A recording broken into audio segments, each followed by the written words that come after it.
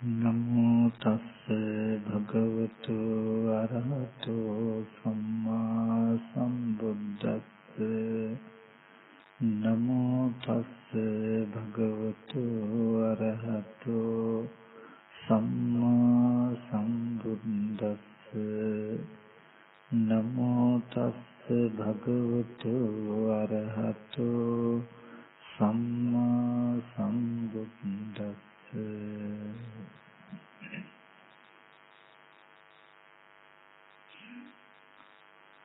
සදා පූජනීය වන්දනීය මහා සංඝරත්නයන් අවසරයි පින්වත් සිල්මෑණිවරු වර ප්‍රමුඛ ශ්‍රද්ධා බුද්ධ සම්පන්න කාරුණික පින්වතුනි මේ පින්වත් සියලු දෙනාම දැන් මේ සූදානම් වෙන්නේ මේ සෑම දිනාගේම මෙලොව ජීවිතේ පුරාවට හිත හිතා සන්තෝෂ වෙන්නට පුළුවන් මෙලොව ජීවිතේට ආශිර්වාදයක් සාංශාරික වශයෙන්ද තමන්ට බොහෝ කාලයක් හිත සැප පිණිස හිත රැකවරණය පිණිස පවතින වටිනා කුසල ධර්මයක් සිද්ධ කරන්න විශේෂයෙන්ම මේ ධම්මහදේ විහාරස්ථානයේ මිට 3 මාසයකට පෙරදී ඒ අපේ වෛද්‍ය රණවාහු මහත්මයා එම මැතිණිය දුවා දරුවෝ ඒ වගේම ඒ මෑණියෝ ඒ පවුලේ සියලු දෙනාත් ඥාති හිතයිසින් සියලු දෙනාත් එකතු කරගෙන මේ ස්ථානෙට ඇවිල්ලා සම්බාධ සහිත වටපිටාවක් එතකොට තිබුණේ ඒ වටපිටාව තුල උනත් ස්වාමීන් වහන්සේ මේ විහාරස්ථානයේ මේ 3 මාසේ වැඩ සිටින්න වස්වසන්න අපි ස්වාමීන් වහන්සේලාට ප්‍රත්‍යයෙන් උපකාර කරන්න උත්සාහවත් වෙන්නම් කියලා ස්වාමීන් වහන්සේලව පවර්ලා ගියා. සැබවින්ම මට කළ ප්‍රශංසනීයයි රැකියාවක් කරන ගමන් වුණත් මට මතකයි හැම වෙලාවෙම ඊට ලැබෙන හැම වෙලාවෙම මේ විහාරස්ථානයට ඇවිල්ලා ස්වාමීන් වහන්සේලාගේ දුක සැප බලලා සමහර විට හිමිදිරි පාන්දර මහා විශාල වශයෙන් දානේ හදාගෙන ඇවිල්ලා බොහෝ සෙයින්ම තමන්ගේ වචනේ පරිසමාර්ථයෙන්ම ස්වාමීන් වහන්සේලා කිරේ කැපවීම කටයුතු කළා. මේ ටික මම මෙහෙම මතක් කළේ සමහර අවස්ථාවල ආරාධනා කළාම ස්වාමීන් වහන්සේලා ගැන හොයනවා බලනවා තමයි නැතුව නෙවෙයි. ඒත් මම දැක්කේ නෑ මේ තරම් විශේෂ මහන්සියෙන් ඒ තමන්ගේ වචනේ මත පිහිටලා ශ්‍රද්ධා අධ්‍යාසයෙන් කටයුතු කරන ඇත්තෝ.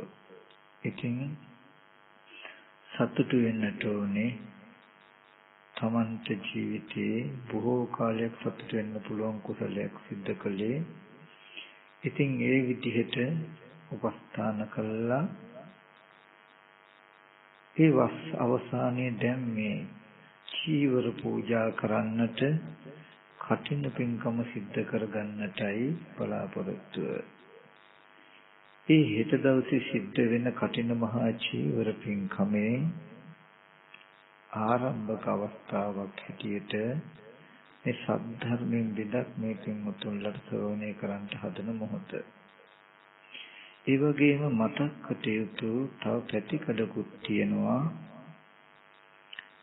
එතුමා රණබාහු මහත්මයා මෙතනිය ශ්‍රද්ධාවෙන් මේ වගේ පින්කම් කරන්නට මේ ස්ථානයේ තිබුණු නිසායි මේ ස්ථානයේ ගොඩ නැගුණු නිසායි. ඉතින් මේ අවස්ථාවේදී කෘතවේදීව මතකට යුතුයි මේ විහාරස්ථානය මේ මට්ටමට ගන්න ගොඩනගන්න බොහෝ දේශ විදේශ බොහෝ පිරිසකගේ උදව් උපකාර ලැබුණා. ඒ අයවත් මේ මොහොතේදී මතක් කරනවා, පසුව අප පින් අනුමෝදනුත් කරනවා.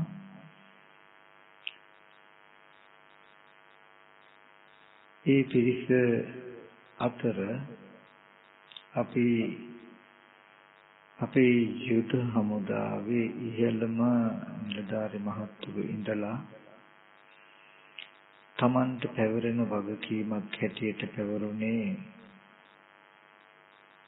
අසල යුද හමුදා කඳවුරේ කර්නල් කුමාර මහත්මයා, කපිතාන් ස්නාන්ඩු මහත්මයා, රෙජිමෙන්ට් සාජන් මේජර් මధుරසිංහ මහත්මයා, ඒ වගේම එතුමන්ලාට දෙහි ඉන්න මේ අනිත් දරුවෝ ටික ඉතාමත් කැප වෙන්නේ මේ මට්ටමට ඕගොල්ලන්ට මේ ටික අරගෙන දෙන්න.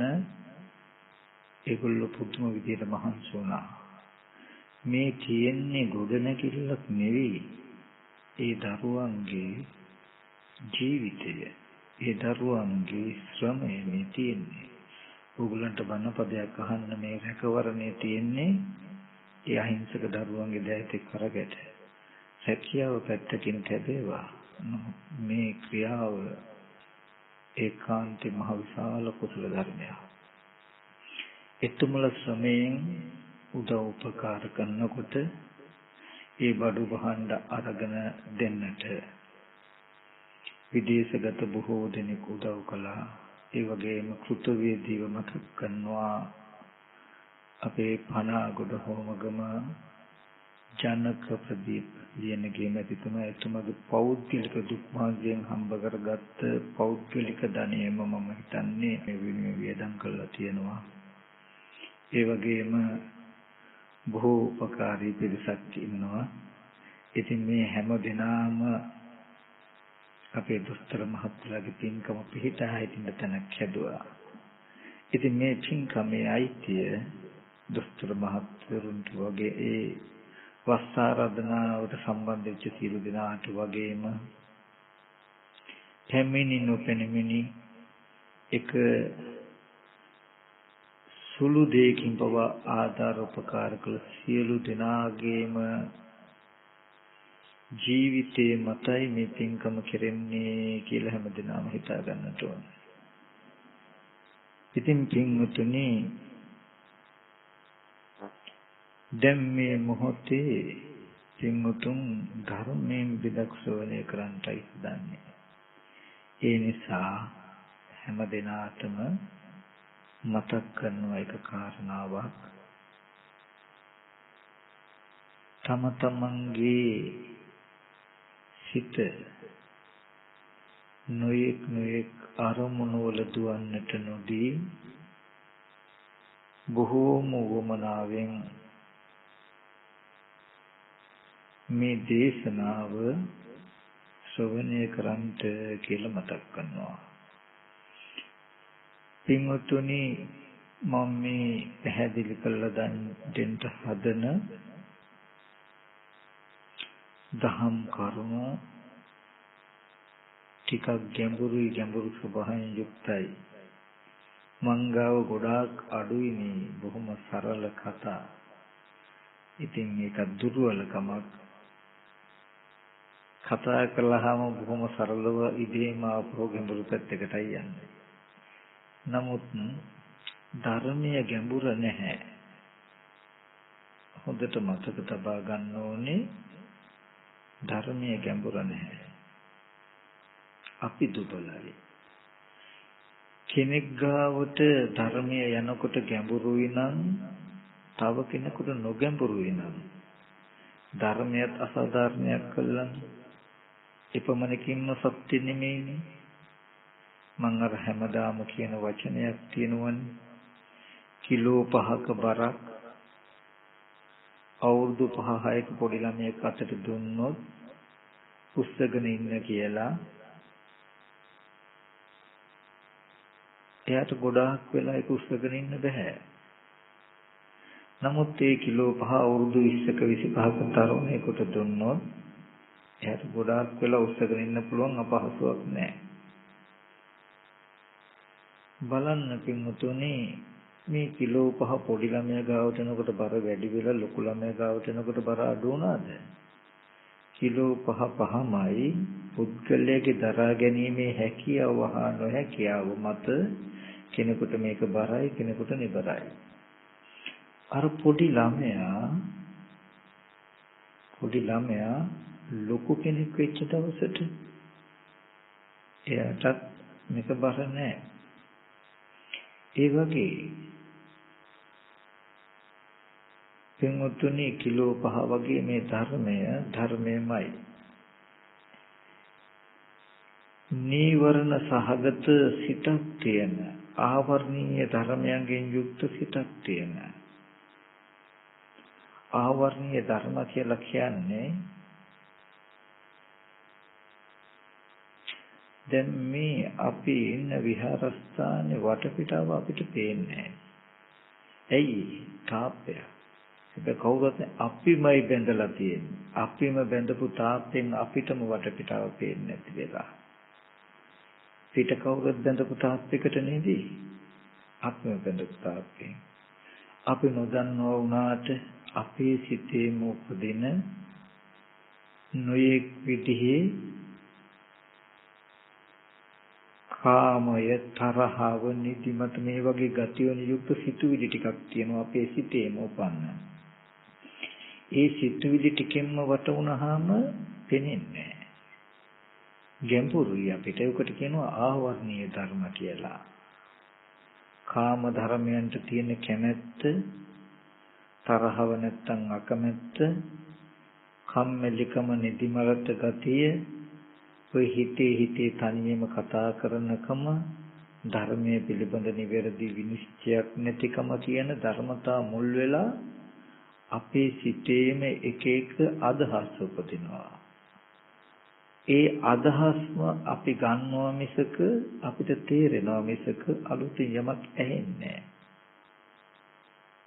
අන්න ඒකටයි ආවර්ණීය ධර්ම නැත්තම් නීවරණ කියලා කිව්වේ. කොන්නෝයි නීවරණ තියෙන කෙනාට මේ ධර්මයේ තේරෙන්නේ පේන්නේ. Taman ඉන්න සීමාවෙන් එහා තින්ති පේන්නේ. ඒ හින්දා ඒකයට ගැඹුරුයි වගේ. තාප්පයක් නැති වුනහම ඈත පෙනෙනවනේ. වටපිටාව පෙනෙනවනේ. ඒ වගේ යම් දෙයක් අහනකොට තමන්ගේ හිතෙන් යමක් සිහි කරලා තමන්ව ආවරණය කරන්නේ නැතුව හිත කනට යොමු කරලා කන ශබ්දයට යොමු කරගෙන හොඳට අහගෙන ඉන්නකොට ඒ කියන දේ ඒ විදිහටම තේරෙනවා. ඒ බඳු කෙනාට මේක බර නැහැ. ඒ නිසා මේ බණ අහන මොහොතේම හොඳ වමනාවෙන් ඇහුවොත් ඒ මොහොතට ඕගොල්ලන්ගේ මනසේ තියෙන ආවර්ණීය ධර්ම ඔක්කොම අතහැරෙනවා.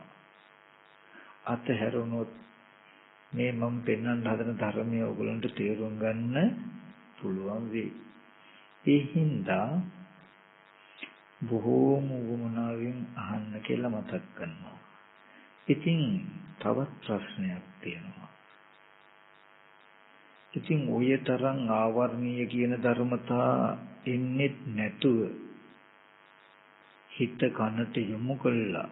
ඔය තරම් වමනාවෙන් අපි ඇසිය යුත්තේ ඇයි? මොකද්ද ඔකෙන් අපේ ජීවිතේට තියෙන ප්‍රතිඵලය?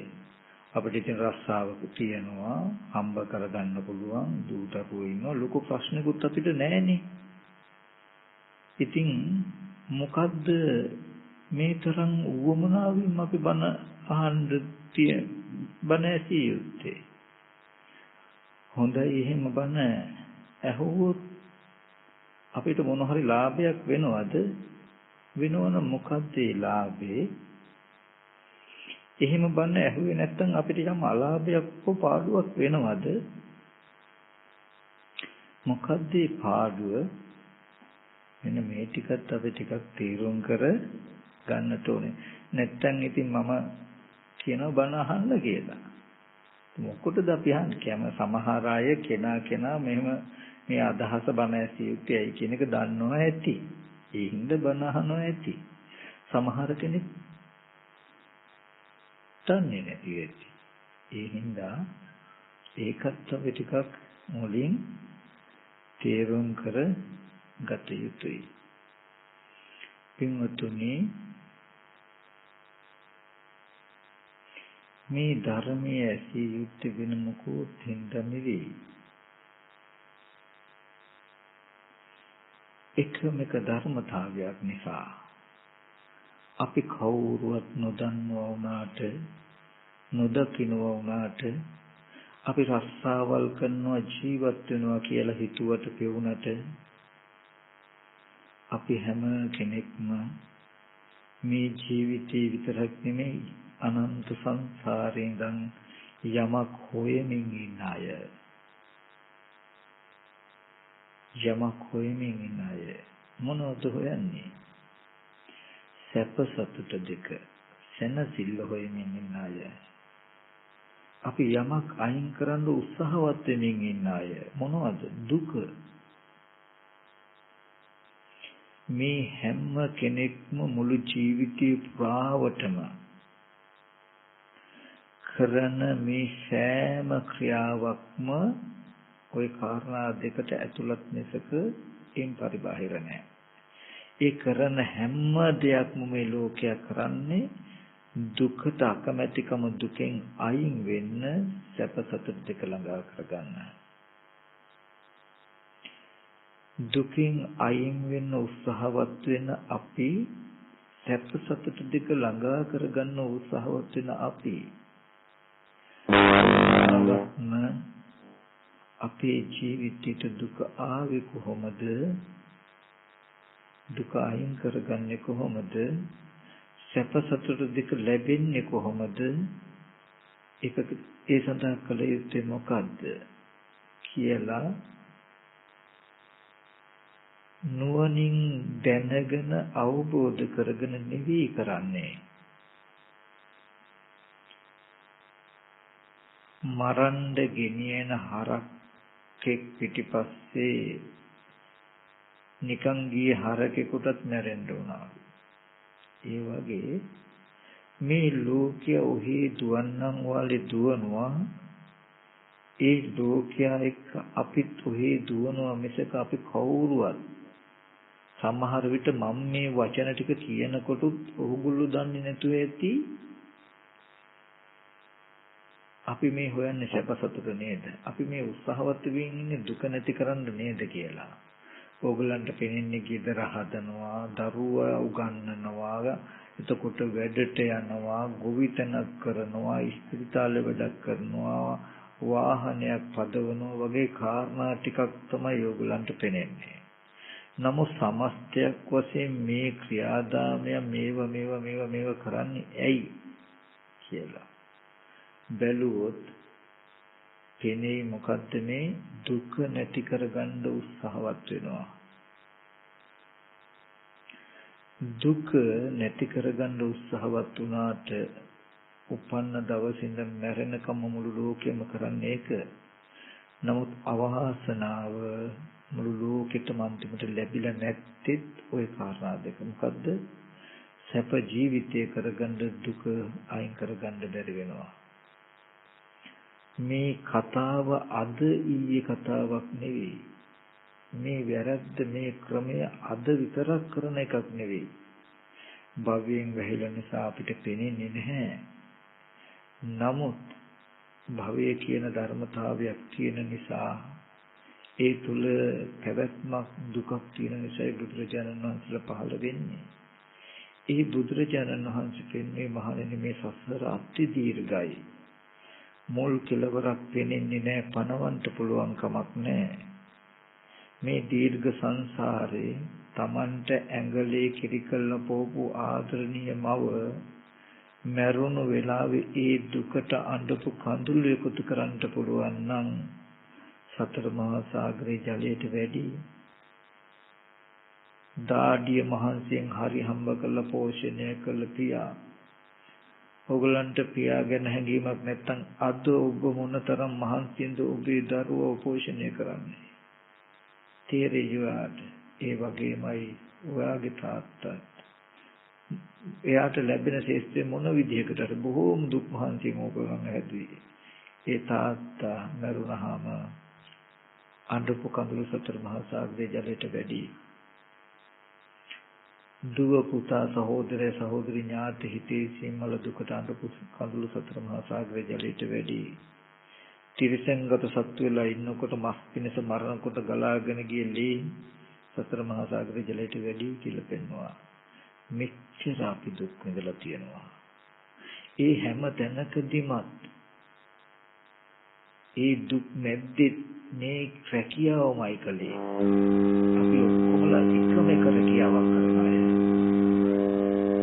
ලෝකයේ ඇතුලේ අවිද්‍යාව ඇතුලේ පහත්කම් තියෙනවා ඇති නමුත් ඔක්කොමලා කරන්නේ රැකියාව කියන්නේ මොකද්ද රැකෙන්න ජීවත් වෙන්න Tamanට රැකෙන්න යමක් කරනවා ආරක්ෂා වෙන්න යමක් කරනවා ඒක කළොත් රැකෙන්න බෑ ආරක්ෂා වෙන්න බෑ ඔක්කොම රැකියාවක් කරන අය ලොකු පොඩි මහලු ભેදයක් නැතුව මොකද්ද දුක නොවන බවෙන් රැකෙන්න උත්සාහවත් වෙන අය මේ ඔක්කොමලා මේ රස්සාව පටන් ගත්තේ මේ ජීවිතේ විතරක් නෙමෙයි අනන්ත සංසාරේ ඉඳලා ඒකෙන් තාම රැකෙන්න බැරි වුණා. ඉතින් ඔයගලන්ට අපි නිදසුණක් හැටියට නිකන් කිව්වොත් මම ඉස්කෝලේ යන පුංචි දරුවෙක් දිහා බලන්න. කවදාවත් ඔයගලන්ට හිතෙන්නේ නැහැ මෙයා දුක් නැති කරන්න සැප ලබා ගන්න කටයුතු කරනවා කියලා. අපි මේ ධර්මතාවය අනුක්‍රමයෙන් ගියොත් මේ දරුවට ඉස්කෝලේ යන්න කියන්නේ ඉගෙන ගන්න. පුතේ හොඳට ඉගෙන ගන්න ඕනේ. ඇයි? හොඳට ඉගෙන ගත්තාම හොඳ රස්සාවක් කරන්න පුළුවන්. හොඳ රස්සාවක් ගත්තොත් හොඳට යමක් හරි හම්බ කරන්න පුළුවන්. යමක් හරි හම්බ කළොත් දුකක් නැතුව ඉන්න පුළුවන්. ඒක නෙමෙයි ඉලක්කය. එන පොඩි ළමයා යන්නේ දුක නැති කරන්න නෙමෙයිද? ඒ තරම් කටයුතු කරන අපි ඒ දුක ගෙවා ගන්න තාම බැරි වුණා. බැරි උනේ දුක නිවැරදිව ගෙවෙන දුක නැති කරන ක්‍රමය සැප නිවැරදිව ලැබෙන ලබා ගන්න ක්‍රමය කියලා දෙන්න කවුරුවත් හිටියේ නැහැ. අඳුර තුල ආලෝකයක් ගැන කතා කරනවා හැබැයි වචනයක් විතරයි. දුක ඇතුලේ සැපක් ගැන හිතනවා කතා කරනවා නමුත් දුක ඇතුලේ සැප කියන එක ධර්මතාවය වචනයක් විතරයි. අපි දන්නේ. ඉතින් ඒ බඳු ලෝකයකට සැබවින්ම දුකෙන් මිදෙන මාවත සැබවින්ම සැනසීමේ මාවත කියලා දෙන්න තමයි ලෝතර බුදුරජාණන් වහන්සේලා බෝධි සම්භාර ධර්ම පුරන්නේ. බෝධි සම්භාර ධර්ම පුරන කාලෙදිම බෝසතාණන් වහන්සේ දැක්කලු මේ මුළු ලෝකයක්ම හරියට පළඟැටියෝ වගේ කියලා. පළඟැටියෝ දන්නවනේ පහන පත්තු කරලා තිබ්බහම පහනට පනිනවා. පැන්නහම පිච්චෙනවා. දුක එනවා. ඒ පන තිබ්බොත් යමක්ද දුක යමකින්ද දුක ආවේ ඒ පහන් දැල්ලටම අපව පයින්නවා. මැරෙන කම්ම පහනට පයින්නවා. ත්‍රිසංගත සතා පළඟැටියවත් දුකට කැමති නැහැ. දුකට කැමති නැහැ. එයා කැමති සැපට. පහන් දැල්ලට කැමති ආසයි. එයා කැමති දේ ආස කරන දේ ලබා ගන්නයි පහන් දැල්ලට පනින්නේ. හැබැයි ගත්ත දේ දුක. නමුත් ඒක දන්නේ නැහැ. ගත්ත දේ දුක. පහන් දැල්ලට පැන්නොත් පිච්චිලා දුක එනවා කියන එක බලක්වන්න බෑ. බලන්න පළඟටිය පැත්තකට වෙලා ඉන්නකොට පහන නැත්තම් ලාම්පුව හිමින් කෙමෙන් ටිකෙන් ටික ඇවිල්ලා පළඟටියගේ ඇඟේ හැප්පුණාද? නෑ. පහන් දැල්ලට තමන්ම පැනලා තමන්ම දුක් විඳිනවා නම් ඉබඳු කෙනෙක් ගැන අපිට කියන්න තියෙන්නේ මොකක්ද? දුක උපද්දවාගෙන දුක් විඳිනවනම් තිබුණු දුකක් නෙවෙයි. පළඟටිය විඳින්නේ දුක උපද්දවාගෙන. ඒ වගේ බෝසතාණන් වහන්සේ දැක්කලු අවිද්‍යාව නිසා මේ ලෝකයේ දුක උපද්දවාගෙන දුක් විඳිනවා. මේ දුකේ මිදීමක් නිවීමක් කවදාවත් මේ ක්‍රමයෙන් වෙන්නේ නැහැ. අනේ මේ අහිංසක ලෝකයට දුකෙන් මිදෙන මාවත කියලා දෙනවා නම් කියලා දෙන්න පුළුවන් නම් ඒක මොනතරම් සත්පුරුෂකමක්ද කියලා මහා කරුණාවකින්මයි පින්වතුනි බෝධි සම්භාර ධර්ම පිළිවේ පුරලා ඒ බුදුරජාණන් වහන්සේ 45 වසක් අවුරුදු 45ක් තිස්සේ ලෝකෙ වැඩ ඉඳමින් කලේ බුදුහාමුදුරුවෝ බණ කියනවා ධර්ම දේශනා කරනවා කියලා වෙන දෙයක් කළේ නැහැ. මේ බණ කියන බණ අහන ඔබගේ මගේ ජීවිතේ තියෙන දුක, ඒ දුක අපේ ජීවිතයට එන හැටි, අපේ ජීවිතෙන් ඒ දුක අයින් කරනවා නම් නැති වෙනවා නම් නැති වෙන හැටි, ඒකට යන ප්‍රතිපදාව කියන ටික පැහැදිලි කරලා දෙන්නයි. ඉතින් මම මේ බණ ටික ඕගලන්ට හොඳට අහන්න කිව්වේ අද අපිට ප්‍රශ්නයක් නැත්තේ අර අවිද්‍යාව ඇහැට ලෝකෙ තුල කරන වැඩේට රස්සාවට දරුවෝ ඉන්නවා, ගෙවල් දොරවල් තියෙනවා, ණයතුරුස් නැහැ කියන තැනකින් අපිට ප්‍රශ්නයක් නැහැ වගේ වුණාට ওই දේවල් ඔක්කොම වගා කරලා හෙව්වේ මොකද්ද කියන තැන ප්‍රශ්න කළොත් සැප සතුට දෙක දුක අයින් කරන්න කියන කාරණාව පිළිලද කියලා බලන්න නෑ. එහෙනම් එතෙන්ට තියෙන උත්තරේ මේ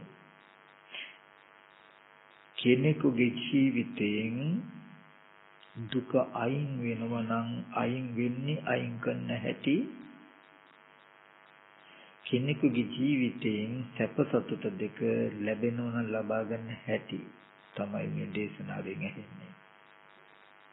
බුදුරජාණන් වහන්සේගේ අදහසක්වත් මේ දේශනා කරන මගේ අදහසක්වත් මේ භෞතික ලෝකයේ පවතින තව භෞතික විද්‍යාව පිළිබඳ කරුණක්වත් නෙවෙයි. මේ මම මතක් කරන්න හදන්නේ ඕගොල්ලන්ගේ ජීවිතය ගැන. කෙනාටයි මම මේ කියන්නේ. ඒ හින්දා ඕගොල්ලන්ගේ ජීවිතයේ ඕගොල්ලෝ නොදැක්ක ප්‍රශ්නයක් ගැනයි මතක් කරන්නේ කියලා දෙන්න හදන්නේ. ඒ නිසයි වමනාවෙන් ඇසිය යුත්තේ. මේ ධර්මය ඉතාමත් වමනාවෙන් ඇහුවොත් අනන්ත සංසාරයෙන් දන් හොයාගන්න බැරි වෙච්ච සැප සතුට දෙක හොයාගත්ත හැකි. උත්සාහවත් වෙලා අයින් කරන්න බැරි වෙච්ච දුක අයින් කළ හැකි. සකසා බණ ඇහුවේ නැත්තම් සැප සතුට දෙක ජීවිතය අනුව නොතිබේවි. දුක් දුන්නස් මේ විදිහටම පවතිවි. මනාවකට ඇසීම හා නොඇසීමේ වාසි අවාසි දෙක උකයි. දුක කියනකොටත් දැන් නිකන් සංකල්පයක් හිතන්න එපා. ඔබට ඉන්නේ එකම එක ප්‍රියමනාප දරුවෙක් නම් මට බණේ හාමුදුරුවෝ මෝසල කතා කියනවා කියලා නෑ. මේවා සැබෑ කතා.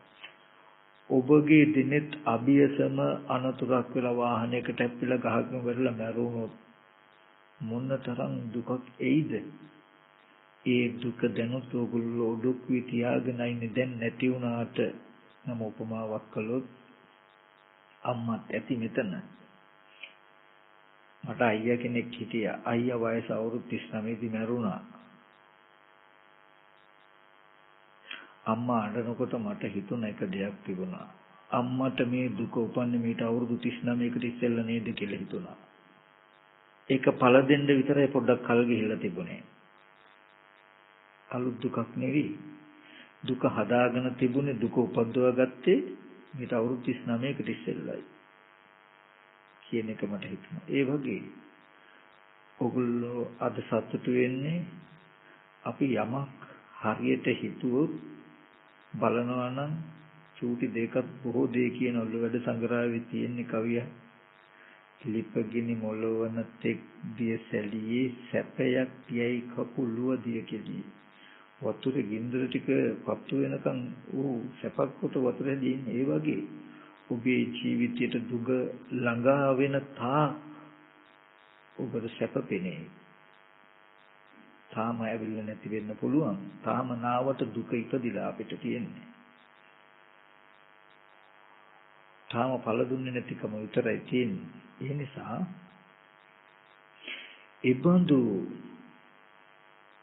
නිබඳු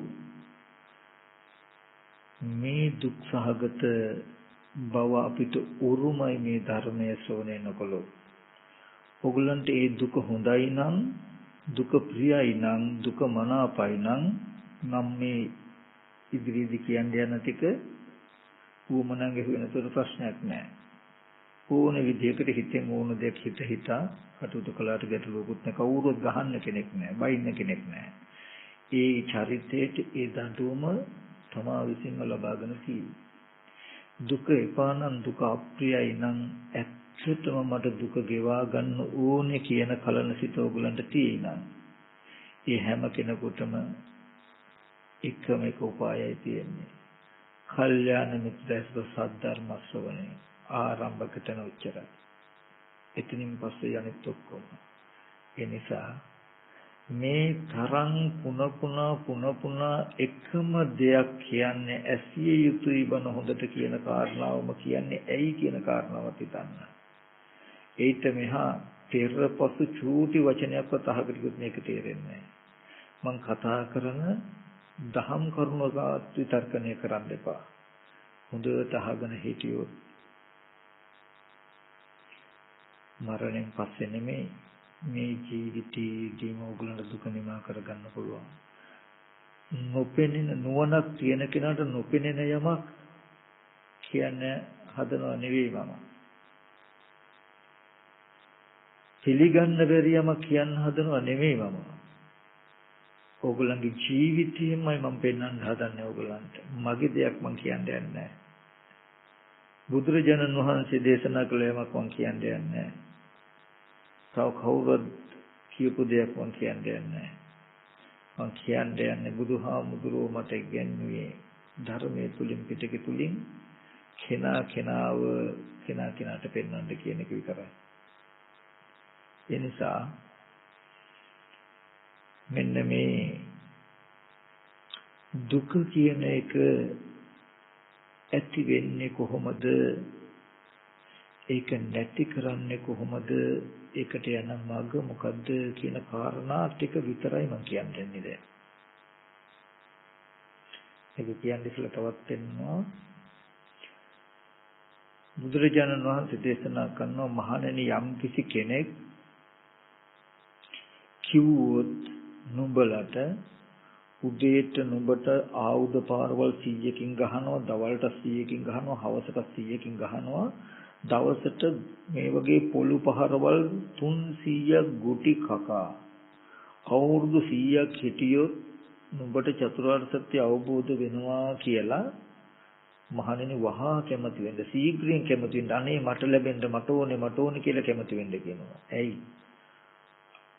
දවසට පහරවල් 300 ගානේ අවුරුදු 100ක් පුරාවට ගුටි කන පහරවල් ගන්න ගණන් කළ හැකි චතුරාර්ය සත්‍ය අවබෝධ වුණොත් කොමනකින් ඉවරයි.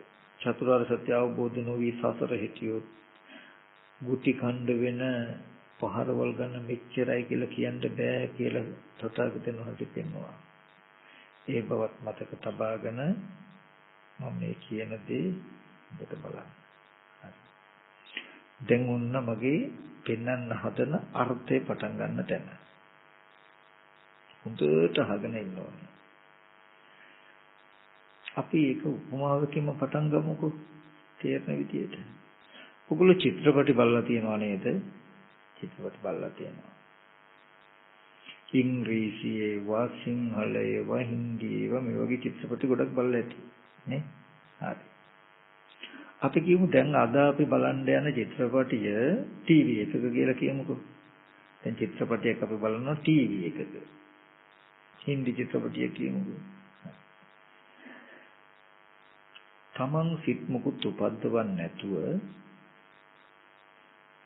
හොඳට බලන්ද තමන් චිත්‍රපටිය බලන තිරේ පැත්ත ටීවී එක පැත්ත ඒකේ ඉස්සරහා තියෙන වීදුරුවක් නේ ස්ක්‍රීන් එක කියන්නේ වීදුරුවක් නේ වීදුරුව සත්‍යයක් හෝ පුද්ගලයෙක් හෝ කෙනෙක් වෙනවද නෑ නේද නෑ අපි තව ටිකක් වීදුරුවෙන් ඇතුල් පැත්තට ගියොත් ඕකේ තියෙයි වයර් කැලි තියෙයි ट्रांसिस्टर කියලා තියෙයි දැන් ट्रांसिस्टर නේ IC කියලා එකක් තියෙයි ඩයෝඩ් කියලා තියෙයි कंडेंसर කියලා තියෙයි रेजिस्टेंस කියලා තියෙයි ඔය වගේ කැලි බැලි ටිකක් තියෙයි ඊට පස්සේ අහසෙන් එන චුද්ධ තරංග තියෙන්නේ අන්තිමට ඔය ටික එකතු වෙලා මේකේ හැදෙන ආලෝක කදම්බයක් තුල තියෙන ඩොට් ගොඩාක් මත රූප සටහනක් වෙන්නේ. ඔය අපිට රූපයක් පෙන්වන්න තැනක තියෙන භෞතික අන්තර්ගතය මම පෙන්නේ. භෞතික ස්වභාවය. ඇස් ඉදිරියට පිටේන පැත්තේ රූපේ.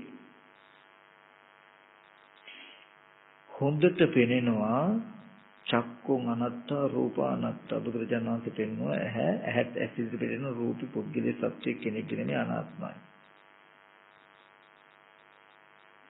ඔය රූපය ඇත්ත. නමුත් ඒබඳු ඇත්ත තියෙන රූපයක් ඕගොල්ලන්ට හම්බ වෙනකොට බලන්න ඕගොල්ලන්ට වීදුරුව පෙනෙනවද ඩොට් ගොඩක් පෙනෙනවද ආලෝකය පෙනෙනවද ට්‍රාන්සිස්ටර් රෙසිස්ටන්ස් කඩදාසි වයර් පෙනෙනවද කියලා නෑ. ඕගොල්ලන්ට ඒ රූපේ පැත්තේ හම්බ වෙන්නේ නැද්ද මිනිස්සු? ඒ රූපේ පැත්තේ හම්බ වෙන්නේ නැද්ද සත්වයෝ? ඒ රූපේ පැත්තේ හම්බ වෙන්නේ නැද්ද පුද්ගලයෝ? සත්වය පුද්ගලයෝ මිනිස්සුયો හම්බ වෙන්නේ නැද්ද? හොඳයි. ඒකේ ඇතුලේ ඒ රූපයක ඕගොල්ලන්ට හම්බ වෙන මිනිස්සු එක්ක ඕගොල්ලන්ට තරහ ඇවිල්ලා නැද්ද? ඔයගලන්ට රාගය ආදරය ආසාව ඇති වෙලා නැද්ද? දුක හිතිලා නැද්ද? ඒ මිනිස්සු ලෙඩවීමේ දුක ඔයගලන්ගේ හිතට දැනෙලා නැද්ද? මහලු මිනිස්සු දැකලා නැද්ද? මැරිච්ච අය දැකලා නැද්ද? පුද්ගලයෙක් ලෙඩ වෙලා මහලු වෙලා මරණයටපත් වෙලා වෙච්ච දුක් ටික ටීවී එකකින් ඔයගොල්ලන්ට ඇවිල්ලා තියෙනවද නැද්ද? ඇවිල්ලා තියෙනවා. ඇවිල්ලා තියෙනවා.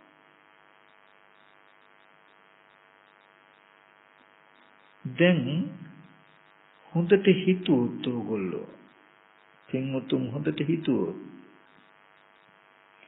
ඇත්තටම අපි දැක්කා ඇස් ඉදිරි පිටට ආවේ සත්වයක් නොවන පුද්ගලයෙක් නොවන රූප සතහන් මාත්‍රයක්.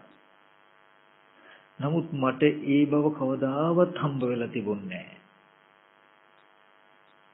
මට හැමදාම හම්බුනේ ඒක ඇතුලේ විජේ කුමාර තුංග ගාමිණී පොන්සේකා නැත්තම් හින්දි නිලියක් නැත්තම් කවුරු හරි නළුවෙක් ඒ එහෙම නැත්නම් ඒ චිත්‍රපටියට ආරෝපණය කරගත්ත නමකින් පුද්ගලයෙක්. සමහර පුද්ගලයෙක් දෘෂ්ටයි. අපි අකමැති පුද්ගලයෝ ඇසුරු කරන්න හම්බ වෙනවා ඒක ඇතුලේ. සමහර පුද්ගලයෝ අපි ප්‍රියයි. අනේ ප්‍රිය අපි කැමති ඒ චරිතෙට. අනේ වෙඩි තියලා මරනවා. අනේ අපිට දුක දැනෙනවා. ප්‍රිය විප්‍රයෝග දුක් එනවා. එහෙම ඇවිල්ලා තියනවද නැද්ද? එනවා. බුදුරජාණන් වහන්සේ දේශනා කළ ජාතිපි දුක්ඛා ජරාපි දුක්ඛා ව්‍යාධිපි දුක්ඛා මරණම්පි දුක්ඛං අප්පේහි සම්පයෝගෝ දුක්ඛෝ පියේහි විපයෝගෝ දුක්ඛෝ යම් පිච්ඡං අලබති තම්පි දුක්ඛං සංකිට්ඨන පංච උපාදානස්කන්ධ දුක්ඛ. මම මේ තරම් සරල කරන්නේ අපේ හමුදා මහතුරුනේ හින්දා පොඩ්ඩක්. ඉපදීම නිසා දුක, ලෙඩ වෙච්ච නිසා එන දුක, මහලු බව නිසා එන දුක, කෙනෙක් මරුණුකම නිසා එන දුක, අප්‍රිය පුද්ගලයෙක් හෝ කෙනෙක් එක්ක ඇසුරු කරන්න ලැබෙන දුක, ප්‍රිය දෙයින් වෙන්වීමේ දුක, හිතන බලාපොරොත්තු වෙන කැමැති දේ නොලැබීමේ දුක කියන මේ දුක් ටික අපිට ටීවී එකක් ඇතුලෙන් ලබන්න බැයිද? පුළුවන් නේ? පුළුවන්. මට දැන් ඕගොල්ලෝ කියන්න ටීවී එකක් දිහා බලලා ජරා මරණ දුක විඳිනවා නම් සැබෑ කියලා ලෝකෙ විඳින ජරා මරණ දුකයි ටීවී එකක් දැකලා විඳින ජරා මරණ දුකයි අතර වෙනස මොකද්ද? වෙනසක් තියෙද? සමාන නැද්ද? සමානයි. පින්වතුන් පිළිගන්නවද ටීවී එක දිහා? පින්වතුන් පිළිගන්නවද? අඩු කරන්නේ. පින්වතුන් පිළිගන්නවද ටීවී එකක් දිහා බලලා අපිට දුක එනවනම් අපි නොදන්නවා වුණාට අපි දුක උපද්දවාගෙනයි දුක විඳලා තියෙන්නේ කියන එක පිළිගන්න වෙනව නේද අපිට?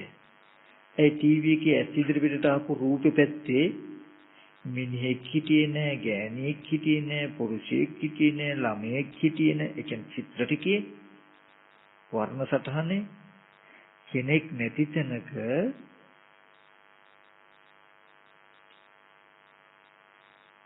පුද්ගලික නොවන තැනක අනාත්ම තැනක ඒ බව නොදක අපිට කෙනෙක් පෙනෙනවා නම් කෙනාට මෙහෙම දේ වෙනවත් කියලා පෙනෙනවා නම්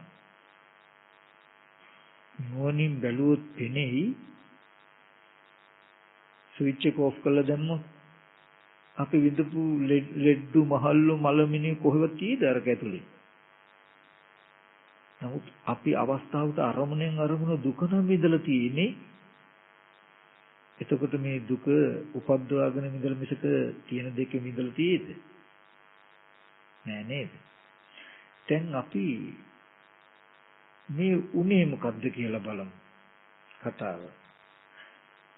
ඔය ටීවී එකම ගන්න. ටීවී එක පැත්තෙන් ඕගොල්ලන්ට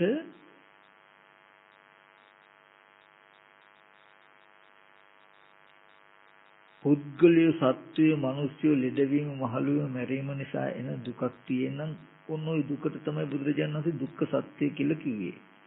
සංකීර්තන පංච උපාදානස්කන්ධ දුක්ඛ. ඔය දුකට හේතුව මොකද්ද කියලා දන්නවද?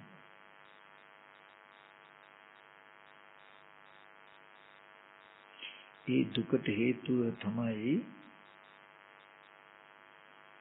තණ්හාව නැත්නම් උපාදානය. අපි මෙච්චර කල් වචනනේ කතා කළේ. නමුත් ජීවිතෙන් දැක්කේ ඒක මොකද්ද තණ්හාව නැත්නම් උපාදානය කියලා කියන්නේ? ඇස් ඉදිරි පිටට රූප මාත්‍රයක් එනකොට ඒ රූපය සත්වයේ කියන හැඟීම අපේ සිතේ යෙදෙනවා. රූපං අත්තතෝ සමුනුපස්සති. රූපයක් ඇස් ඉදිරියට ටීවී එකේ රූපයක් දකිනකොටම අපි කියමු විජේ කුමාරතුංග කියන අදහස ආවා. විජේ කුමාරතුංග කියන ප්‍රඥප්තිය ඕනෙත් නැහැ කෙනෙක් කියන අදහස. අපි උපමාවක් කළොත් ත්‍රිසංගත සතෙකුට මේ මිනිසෙක්ය, පිරිමියෙක්ය, ගැහැණියක්ය, ළමයෙක් කිසිම ප්‍රඥප්තියක් නැහැ නේද? නමුත් ත්‍රිසංගත සතෙක් වුණත් මේ රූපේ දැක්කුත් එයාට තව කෙනෙක් කියන හැඟීම ඒ සතා තුළ තියෙදිලා තියෙනවනේ. උපාදානය කියන එක අන්නේ ගතියෙන් දකින්න. අපි උපාදානය කියන එකේ වචනකින් අල්ලගෙන ඉන්නේ. කියන රූපය සත්‍ය හැටියට දකිනවා, සත්‍ය රූපය අසුරු කරගෙන ඉන්නවා කියලා වචන නෙමෙයි මේ මම කියන්නේ. ඒ වගේ ටීවී එක ඇතුලේ දකින්න රූපය දකින්නකොටම මේ සත්‍ය කියන හැඟීම කෙලෙසි උපාදානයේ යෙදෙනවා. රූපේ දකින්නකොට මේ පුද්ගල සංඥාව සත්ව හැඟීම අපේ සිතේ යෙදුණු ගතියක් කියලා අපි නොදකිනකොට ඒ අදහසින් අපි හිතාගෙන මේ හිතේ ආපු ගතිය බාහිර රූපෙ තිබිලා යාවේ රූපෙටයි tie කියලා. මේ ගතියෙන් රූප පැත්තට නැඹුරු වුණාම රූප පැත්ත පෙනෙන කෙනෙක් වගේ. එතකොට මේ දුක් විඳින්න වෙන්නේ රූප පැත්තෙන්. දුකට හේතුව මොකද්ද? උපාදානය. නැත්නම් ඒ පෙනෙන රූපය පුද්ගලික සත්‍යයක් කියලා හිතේ යෙදෙන මේ ගතියටයි දුකට හේතුව කියන්නේ. නැත්නම් තණ්හාව නැත්නම් උපාදානය කියලා කියන්නේ අපි. ඒ ගතියටයි දුකට හේතුව කියලා කියන්නේ. බැරි වෙලා හරි ටීවී එකේ රූපය ඇස් ඉදිරි පිටට එනකොට ඒ රූපය දකින්නකොට ඒක කෙනෙක් පුද්ගලෙක් කියන හැඟීම ඕගලන්ට යෙදුනේ නැත්තම් ටීවී එකේ ස්ක්‍රීන් එක පැත්තේ බලාගෙන දුක් විඳින මිනිස්සු හම්බ වෙන්නේ නැහැ. හැබැයි ඒ ගතිය නොඑන්න නම් එයාට ටීවී එක ඉස්සරහා පතිත වෙච්ච රූප ගැන හොඳ අවබෝධයක් තියෙන්න ඕනේ. ඇත්තටම ආලෝක ධාරාවක් එක්ක තියෙන ඩොට් ටිකක් නේ මෙතන තියෙන්නේ කියලා මම උපමාව මේක කියන්නේ.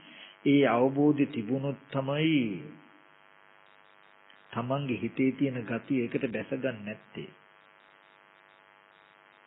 සම්මා දිට්ඨිය කියලා කිව්වේ ටීවී එකේ තියෙන රූපය ඌදී ඌ විදිහට තිබ්බොත්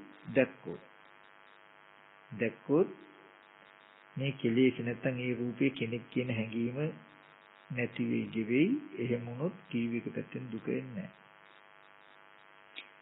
ඔය මං උපමාව තම කිව්වේ. ඒ වගේ ටීවී එකේ ඇස් ඉදිරි පිටට ආපු රූපේ වගේ කින්වතුන් ඕගොල්ලෝ දන්නේ නැතුව ඇති. ඕගොල්ලන්ගේ ඇස් ඉදිරි පිටට එන මේ හැම රූපයකම ඇත්ත එකයි. එකමයි. දස්සමයක්වත් වෙනස් නැහැ. අම්මා තාත්තා අයියා අක්කා දුව පුතා නැන්ද මාමා සහෝදරයා කියලා අපි කතා කරන තැනක ඇස් ඉදිරි පිටට ආපු රූප තමන් කියලා කතා කරන තමන්ගේ කියන මේ රූප ඔක්කොම රූප ටික එකයි.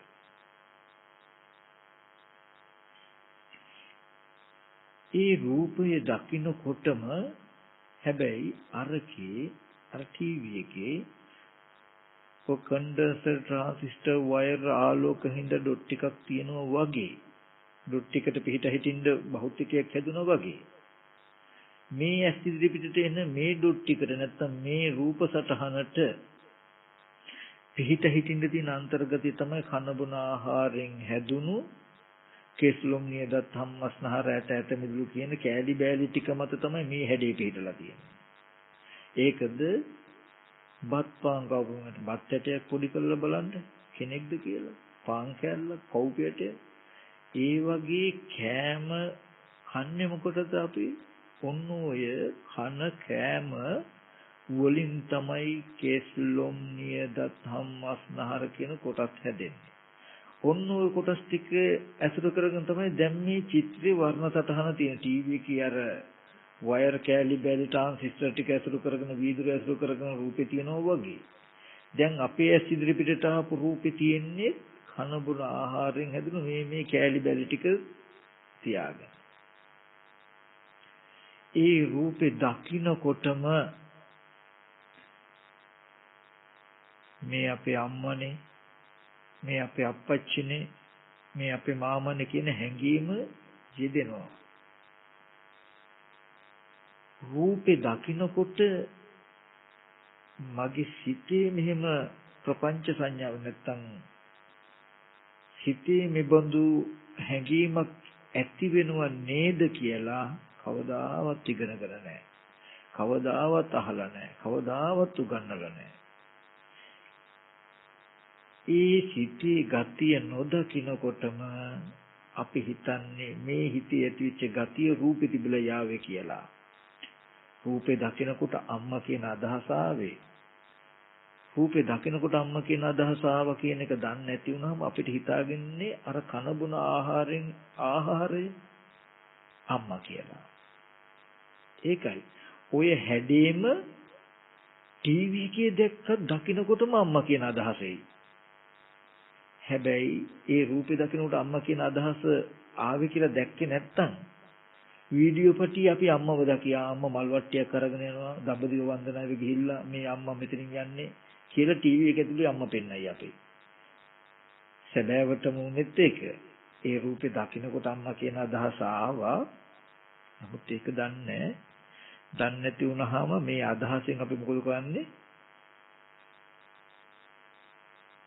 ඒ අදහස ආපු හේතුව පැත්තට නඹුරු වෙනවා. අපි හිතාගෙන ඉන්නේ අපේ මනසේ ගතිය රූපෙටයි කියලා.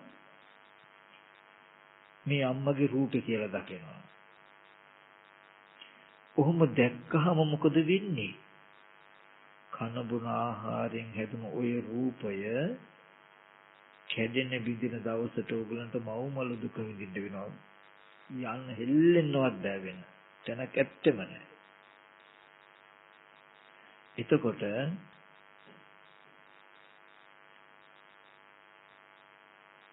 අපිට මේ කතාව ඇත්තද නැත්තද කියලා ඔප්පු කරගත හැකියි. දැන් මෙච්චර කාලයක් අපිට හිතුනේ රූපේ කෙනෙක් ඒ කෙනාවයි අපිට පෙනෙනවා කියලයි. මේ අම්මගේ රූපේ මේ අම්මව මට පෙනෙනවා කියලා අපි හිතුවේ වෙනසක් තිබුණේ අපිට. මේ මගේ රූපේ මම දකින්නවා කියලා හිතුවේ.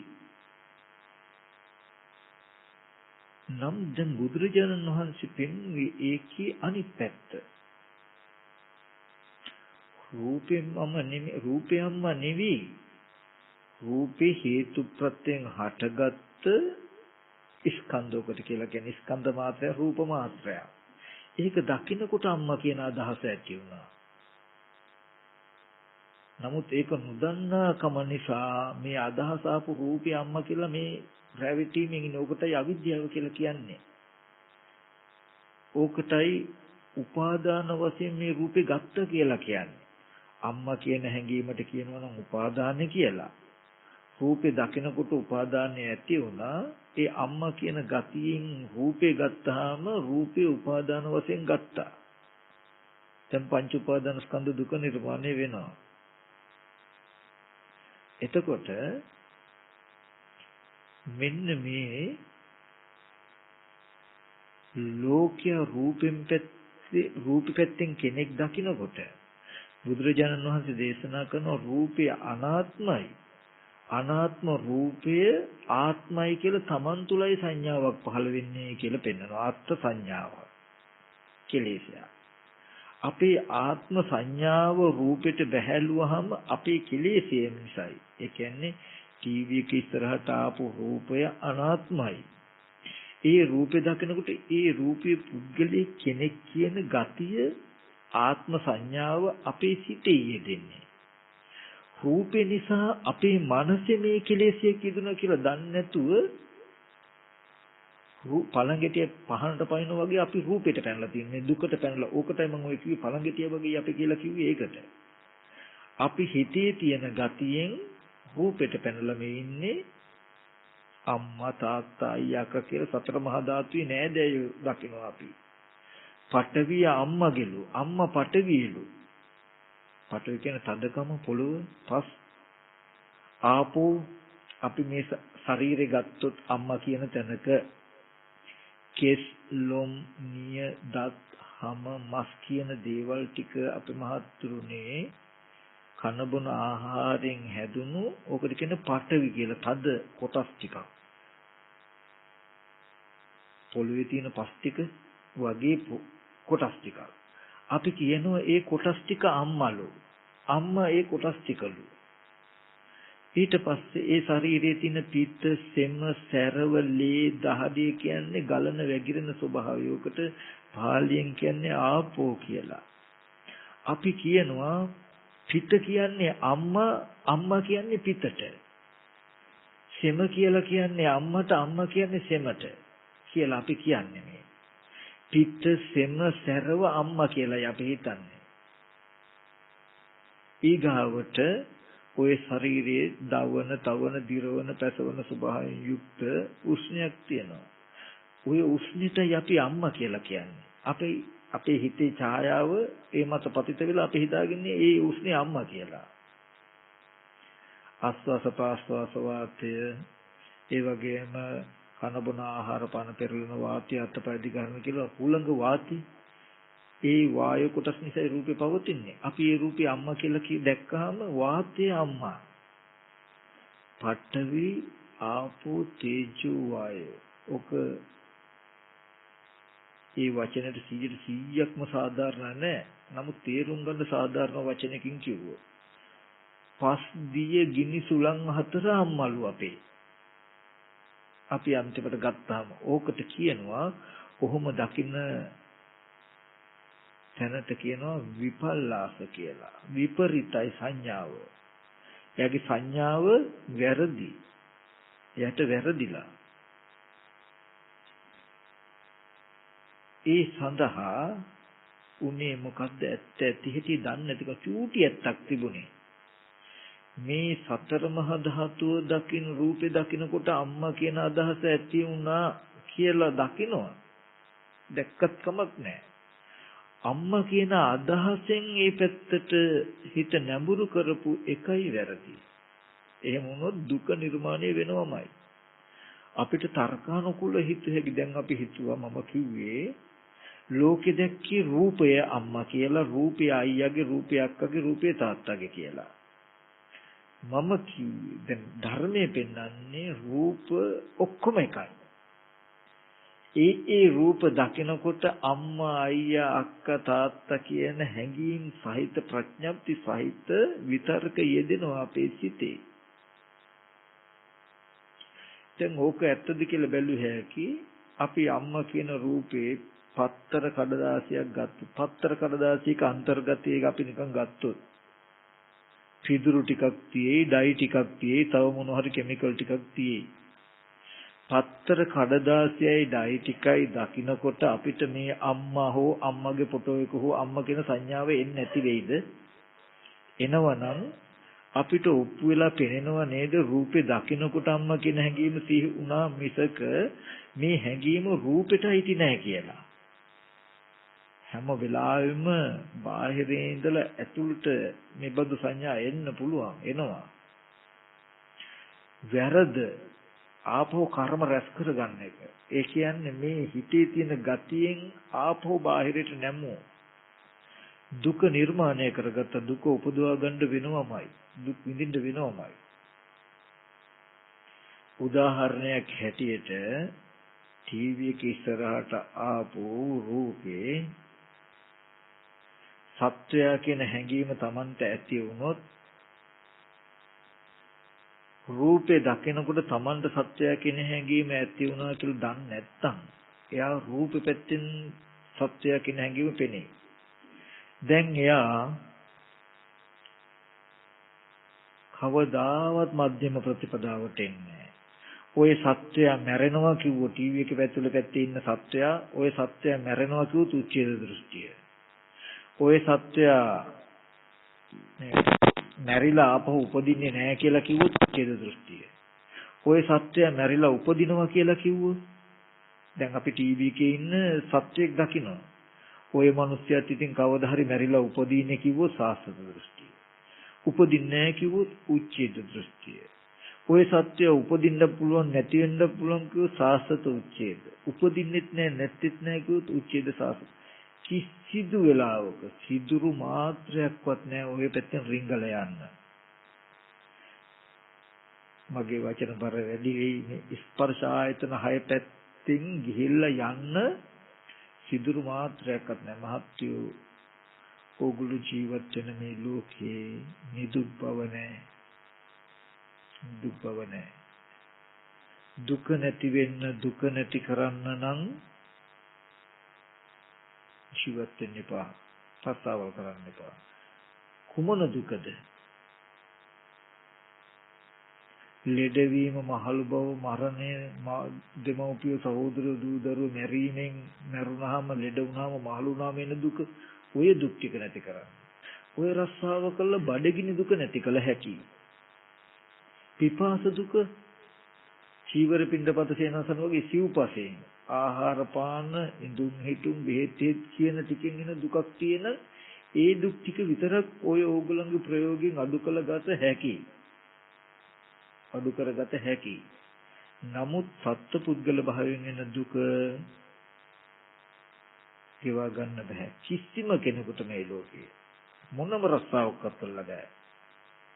මොකද මේ දුකට හේතුව වෙන තැනක තියෙන නිසා. මේ වගේ කෙලෙසකින් තියෙන නිසා. එතකොට අපේ ජීවිතයට දුක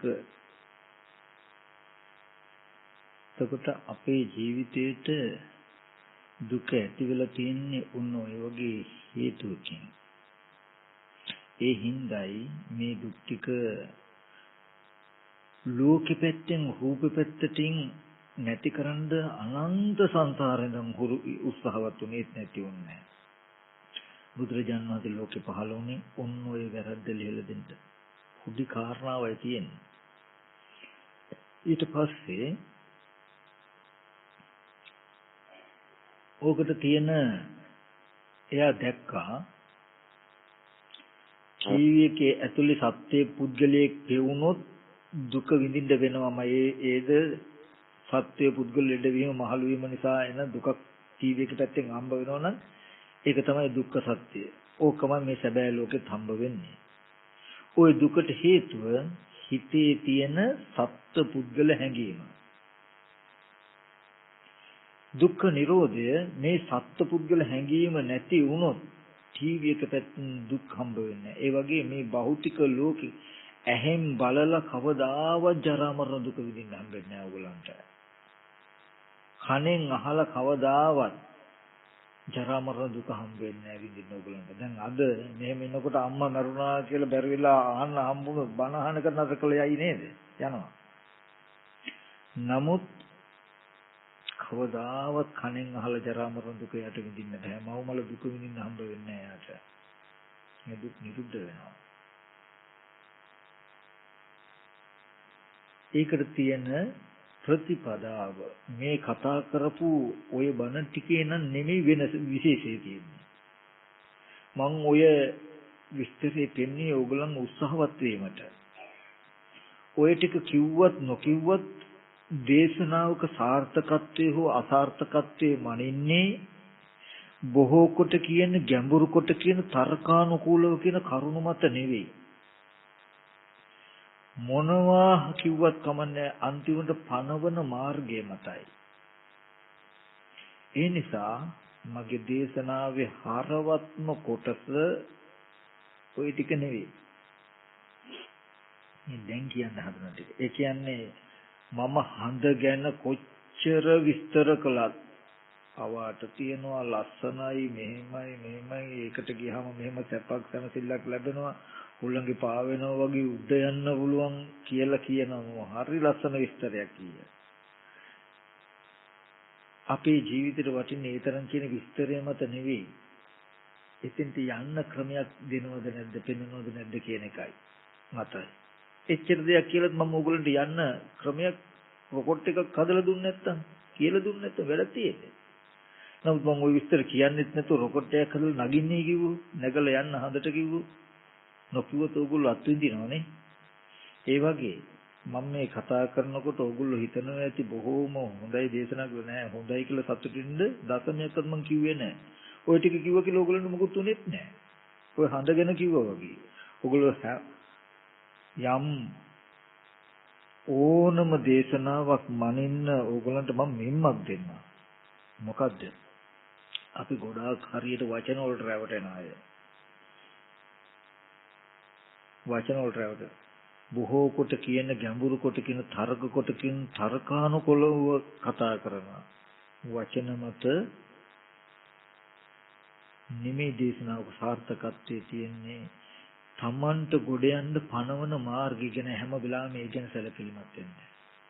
උපමාවක් මම කිව්වොත් දැන් මෙතන කවුරු හරි කෙනෙක් මම හරි හරයන්ගේ බැඳගෙන එකපාරට අහසට පැන නැග්ගොත් ඕගොල්ලෝ සාදුකාර දීලා රහත් වෙලා මේ තමයි ඇත්ත කියලා කියයි හිතයි.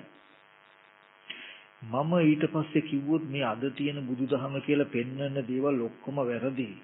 මේ ත්‍රිපිටකය කියලා පෙන්වන දේවල් ඔක්කොම වැරදි කියලා මගේ මතයක් කිව්වොත් ඔක්කොමලා සාදු කියලා ගනි. අවුරුදු දහස් ගාණක් ආපු මේ පෙළ දහම හෙට පුච්චයි ඔයගොල්ලෝ. ඇයි මෙච්චර අහසේ ඉඳලා පෙන්වන්නේ?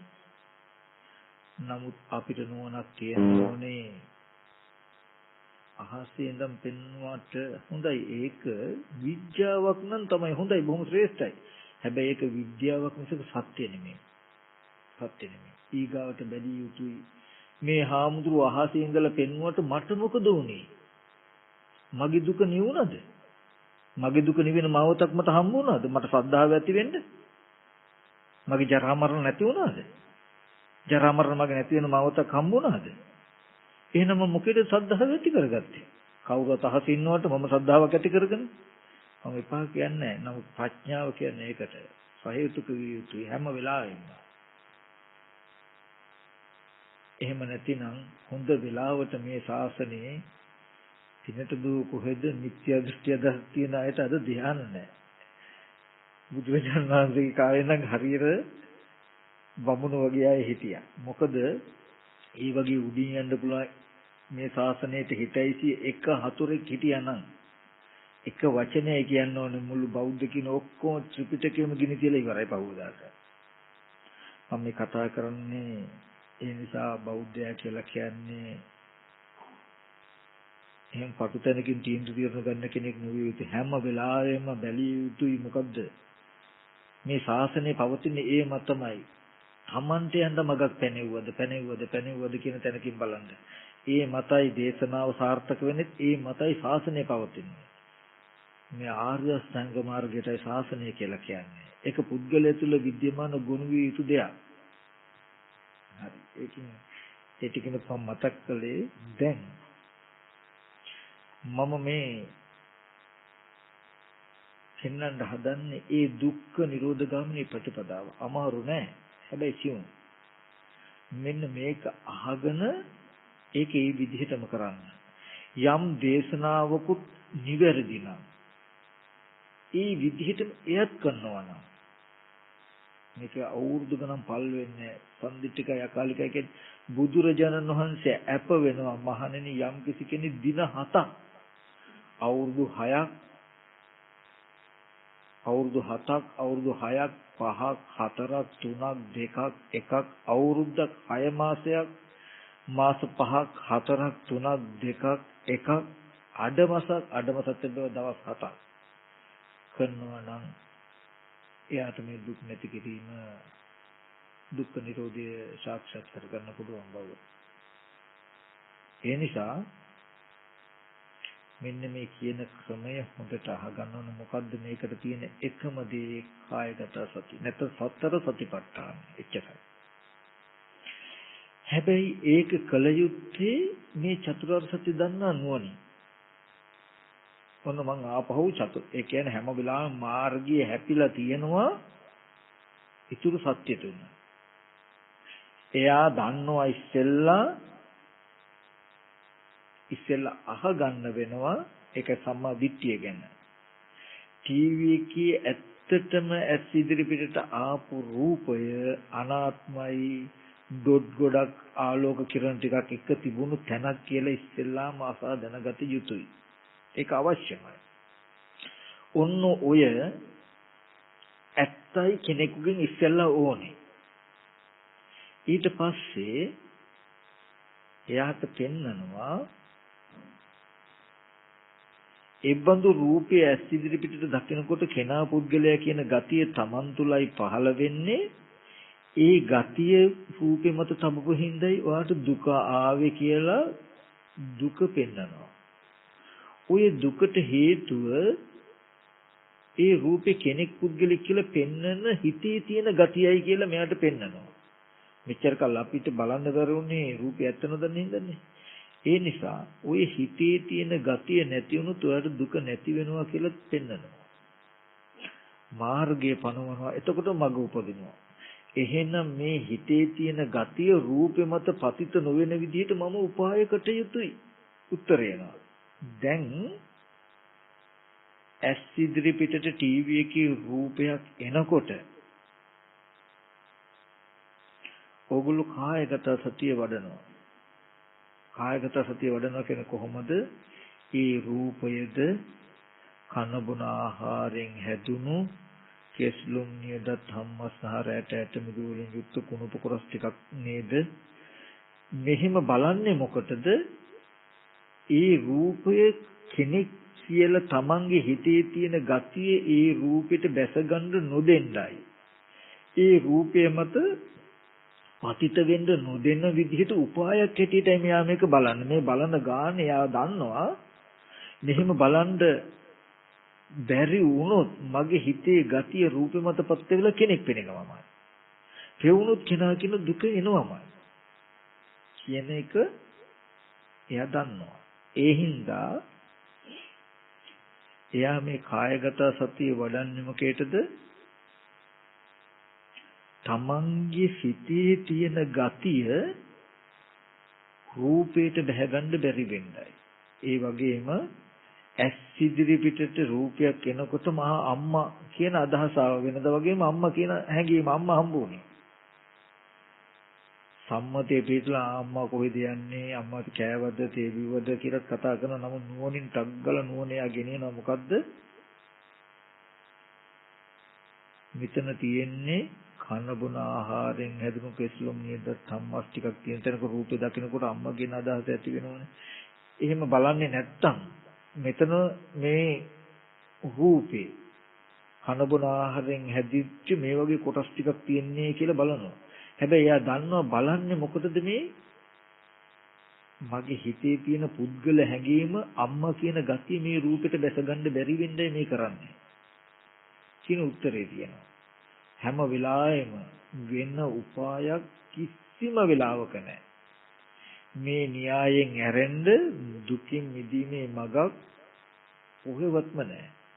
ඒකායනෝ අයම් භික්ඛවේ මග්ගෝ සත්තානං විසුද්ධියා ශෝක පරිද්දවානං සමතික්කමාය දුක්ඛ දෝමනස්සානං අත්තංගමාය ඥායස අධිගමාය නිබ්බාන සච්චිකිරිය යදිදං චත්තාරෝ සතිපට්ඨාන. මහණෙනි සත්‍යයන්ගේ පිරිසිදු බව ඇති වෙන්න, දුක් දුම්නස් නැති කරන්න, හැඬීම් වැළපීම් ඉක්මවන්න, මාර්ගඵල ලබන්න, නිවන සාක්ෂාත් කරගන්න එකම මගයි මේ සතිපට්ඨානය කියලා පෙන්වනවා. ඒ වගේ ඕගොල්ලෝ ටීවී එකේ රූපේ ඇත්ත පෙන්වන්නේ ඇයි? තමන්ගේ හිතේ කෙනා කියන ගතිය ටීවී එක පැත්තට බැස ගන්න නැති වෙන්න. ටීවී එක ඉස්සරහා අපි දැක්ක ටීවී එක ඇතුලේ ජරා මරණ දුක් විඳින්න වුණා. දුකට හේතුව දැක්ක තමන්ගේ හිතේ තියෙන පුද්ගල හැඟීම. පුද්ගල හැඟීම ටීවී එක පැත්තට බැසගත්තොත් නතර කරන්න බෑ දුක. ඒ හින්දා ටීවී එකේ රූපය ඇස් ඉදිරි පිටට එන ගානේ මම එතන ඇත්ත බලනවා. මෙතන ඩොට් ටිකක් නේ තියෙන්නේ, ආලෝකයක් නේ, වීදුර මත පතිත වෙච්ච වර්ණ සටහනක් නේ තියෙන්නේ කියලා බලනවා. ඇයි ওই කතා ටික කියන්නේ?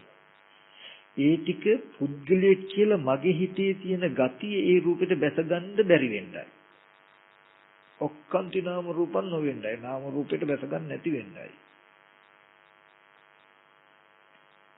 ඒ වගේ ඔයගලන්ට අම්මා තාත්තා අයියා අක්කා දුව පුතා කියලා. ඒ කියන්නේ මෙහෙම එක තැනක ඉඳගෙන ඉඳලා බාහිරින් අම්මා සිහි කළ දුක් විඳින්න ඕගලන්ට බැරි වෙන්න ඕනේ. ඇයි?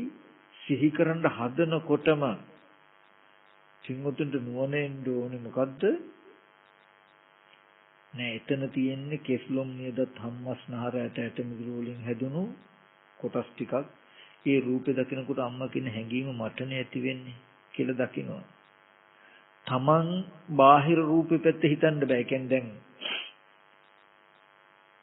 ටීවී එක දකිනකොට අම්මා කියන හැඟීම ඇති වුණා නම් නුවණකින් යුක්තව අම්මා කියන හැඟීමෙන් ටීවී එක පැත්තට නැඹුරු වෙලා හිතන්න බෑ. එහි තියෙන්නේ නිකම්ම රූපයක්. බාහිර කෙනෙක් ගැන තමන්ට හිතේ හිතන්න පුළුවන්. නමුත් හිතන දෙයට අදාළ බාහිර රූපයක් හම්බ වෙන්නේ නැහැ. කෙනෙකු ඔය විදිහට දැන් මෙහෙම විදර්ශනා කළා කියලා අම්මා තාත්තා නැහැ කියන එක නෙවෙයි. ඒකෙන් මම කිව්වේ අම්මා තාත්තට අයියා අක්කට තියෙන ආදරේ නැහැ. එයාට තණ්හාව නැහැ. හැබැයි ඒ වුණත් කරුණාවයි. බොහෝ කරුණාවයි. එතන දුක් විඳිනවට කැමති නැහැ. බුදුරජාණන් වහන්සේත් කරුණාවයි. තණ්හාවෙන් කරපු දෙයටත් වඩා උපකාරය කරුණාවෙන් යා ගන්නවා. මෙලොවවත් පරලොවවත් දුක් විඳින්න දෙන්නේ නැහැ. දුකෙන් රැකෙන්න උත්සාහවත් වෙනවා. ඒ ආදරේ හින්දානේ කරුණාව නිසා. ඒ වගේ ඔන්න ඔය සිතේ තියෙන ගතිය රූපෙට පතිත වෙන්න නැති වෙන්නයි හැම වෙලාවෙම කායගත සතිය වැඩි යුත්තේ. එක වරදක් තියෙනවා ඒකනම් කරන්න එපා. මුළු ලෝකෙම කරන්නේ ඔය වැරද්ද. ඒක හරි පහසුයි. ඒ කියන්නේ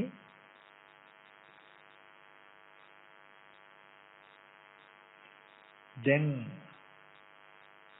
අම්මා කියලා ගත්තාම හරි ඉතින් අම්මා කියන තැනක් තියෙන්නේ කෙස්ලොම් නියදත් හම්මස්නහර ඇට මිදුළු ටික කන බොන ආහාරනේ හැදෙන්නේ කියලා කොහොම තමයි බලන්නේ. මම කියන තැන කෙස්ලොම් නියදත් හම්මස්නහර ඇට මිදුළු ටික ඔය වර්ධනම් කරන්න එපා. කවදාවත් මේ සතිපට්ඨානේ චූටි තැනක් තියෙන ඔය වර්ධෙන් තමයි මේ මාර්ගෙම හැංගිලා තියෙන්නේ. මම ඔයගලන්ට පින්වතුන්ට ඒකටත් ඕනනම් උපමාවක් කියන්න.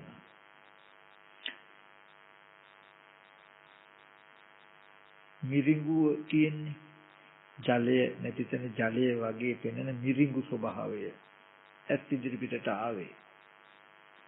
මිරිඟුව හැටියට නොදන්නාකම නිසා ජලය කියන හැඟීමක් යෙදෙනවා අපිට සංඥාවක්. ප්‍රඥප්ති නෑ. දැන් තිරසංගත සතෙකුට පෙවුනොත් ජලය කියලා ජලය කියන වචනේවත් තියෙනවද? නමුත් Tamanට පානය කළ හැකි විදිහේ යමක් ඇති බවට හැඟීම සංඥාව තියෙනවානේ. ඔන්න උතෙන්ට එනකන් හැම එකකම ඒකයි මේකට කියන්නේ අන්තිම අත්ත් සංඥා. ආත්ම සංඥාව අපිට කියන්න වෙන්නේ. ප්‍රඥප්ති නෑ. ඒ මිරිඟුව දකිනකොට ජලයේ වගේ කියන හැඟීම ඇති වුනහම අපි දන්නේ මිරිඟුව දැන් තිරසංගත සතා දන්නේ මිරිඟුව තියෙන තැනක ජලයේ කියන හැඟීමක් Tamanට ඇති වුණා කියලා. එයා Tamanගේ හැඟීම බාහිරට අයිති කියලා බාහිරෙන් වතුරක් දකිනවා. තේරුණා නේද? බාහිර වතුර. පහු කාලේ මෙහෙම හිතනවා නෑ. වතුරට උනත් තණ්හා කරන්න හොඳ නෑ. වතුරට උනත් තණ්හා කිරුවොත් දුක එනවා. වතුර උනත් අනිත්‍යයිනේ. වතුර උනත් නැති වෙලා යනවනේ කියලා බලනවා. දැන් වතුර කියලා රැවටිලා වතුර ඇතුලේ විරාග බවක් කියා කතා කරනවා. වතුරට නොයලී ඉන්නවා. නමුත් එයාට වතුර තියෙනවා. වතුරෙන් මිදෙන්න බෑ. තේරෙනවද මේ කියන එක? කෙනෙක් වතුරේ අනිත්‍ය බලන එකයි අම්මගේ රූපේ අනිත්‍ය බලන මගේ රූපේ අනිත්‍ය බලන එකයි අතර වෙනසක් නැහැ. මිරිඟුව වගේ ඇස් ඉදිරි පිටට ආවේ වර්ණ සටහනක් කිසිම කෙනෙක්ගේ පුද්ගලිකත්වය නොවන අනාත්ම රූපයක් ආවේ. මිරිඟුව වගේ. දකිනකොට ජලය කියන සංඥාව හිතේ යෙදුනා වගේ ඒ අනාත්ම රූපේ දකිනකොට ආත්ම සංඥාව හිතේ යෙදෙනවා. හිතේ යෙදුනා කියලා දන්නේ නැති වුනහම මිරිඟුව පැත්තේ ජලයට පෙනෙනවා වගේ අනාත්ම රූප පැත්තේ ආත්මීය පෙනෙනවා. දැන් පුද්ගලයෙක් පෙනෙනවා. මේ ඇත්ත අහලා දැනගත්තේ නැත්නම් පුද්ගල භාවය තුල හික්මෙනවා. ඊට පස්සේ නෑ මේ ස්ත්‍රියකට උනත් තණ්හා කරන්න හොඳ නෑ.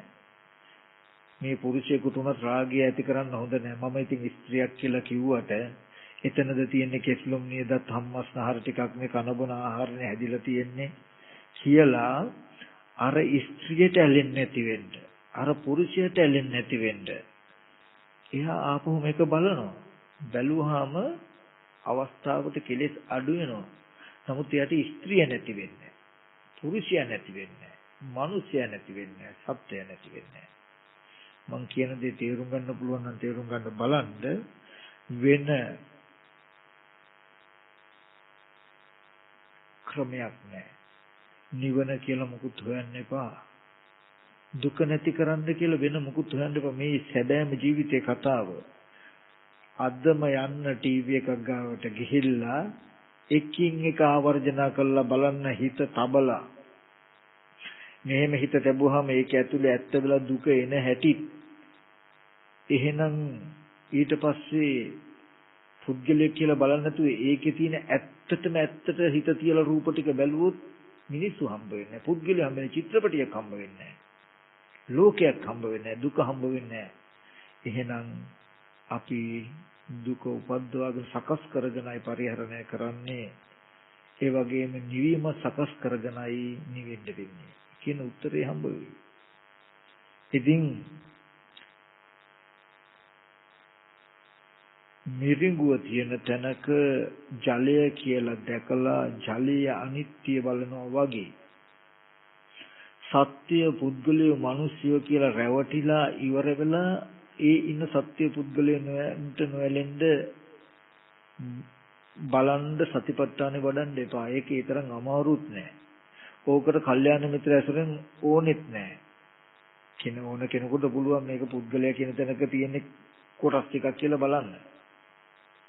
නමුත් අවශ්‍ය අපේ දෘෂ්ටිය උපදින්න කලින් තිබුණු සැබෑවට තිබුණු යථාර්ථයයි. ඉතින් ඒ නිසා මම එක දේශනාවකින් සියල්ලම දෙන්න බෑ. නමුත් ඔගොල්ලෝ දත යුතු ඉගෙනගත යුතු තව පැතිකඩවල් ටිකක් තියෙනවා කියලා බලන්න. දැන් මේ බණ ටික ඕගොල්ලන්ට තේරුම් නැත්තම් තේරුනේ නැත්තම් ඒකට හේතුව මොකද්ද? උපමාව කියන්නේ අපේ සේනාසනේ පුංචි ස්වාමීන් වහන්සේලා තුන්නම පැවිදුණා ගිය කටනට. තාම ඉන්න මෙතනත් ඇති.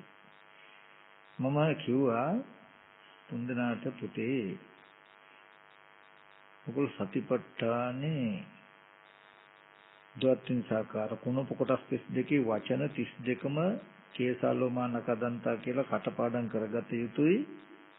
පාලියන බැලිය යුතුයි. ඊට පස්සේ ටීවී එක මේ කම්පියුටරේ තිබුණ ඔය කුණප කොටස් ටික ඒක දාලා වචනෙන් වචනේ නිමිත්ත ගත යුතුයි කියලා පෙන්වනවා. ඒ ලොකු දෙන්නකුයි චූටි එකෙකුයි හිටියේ.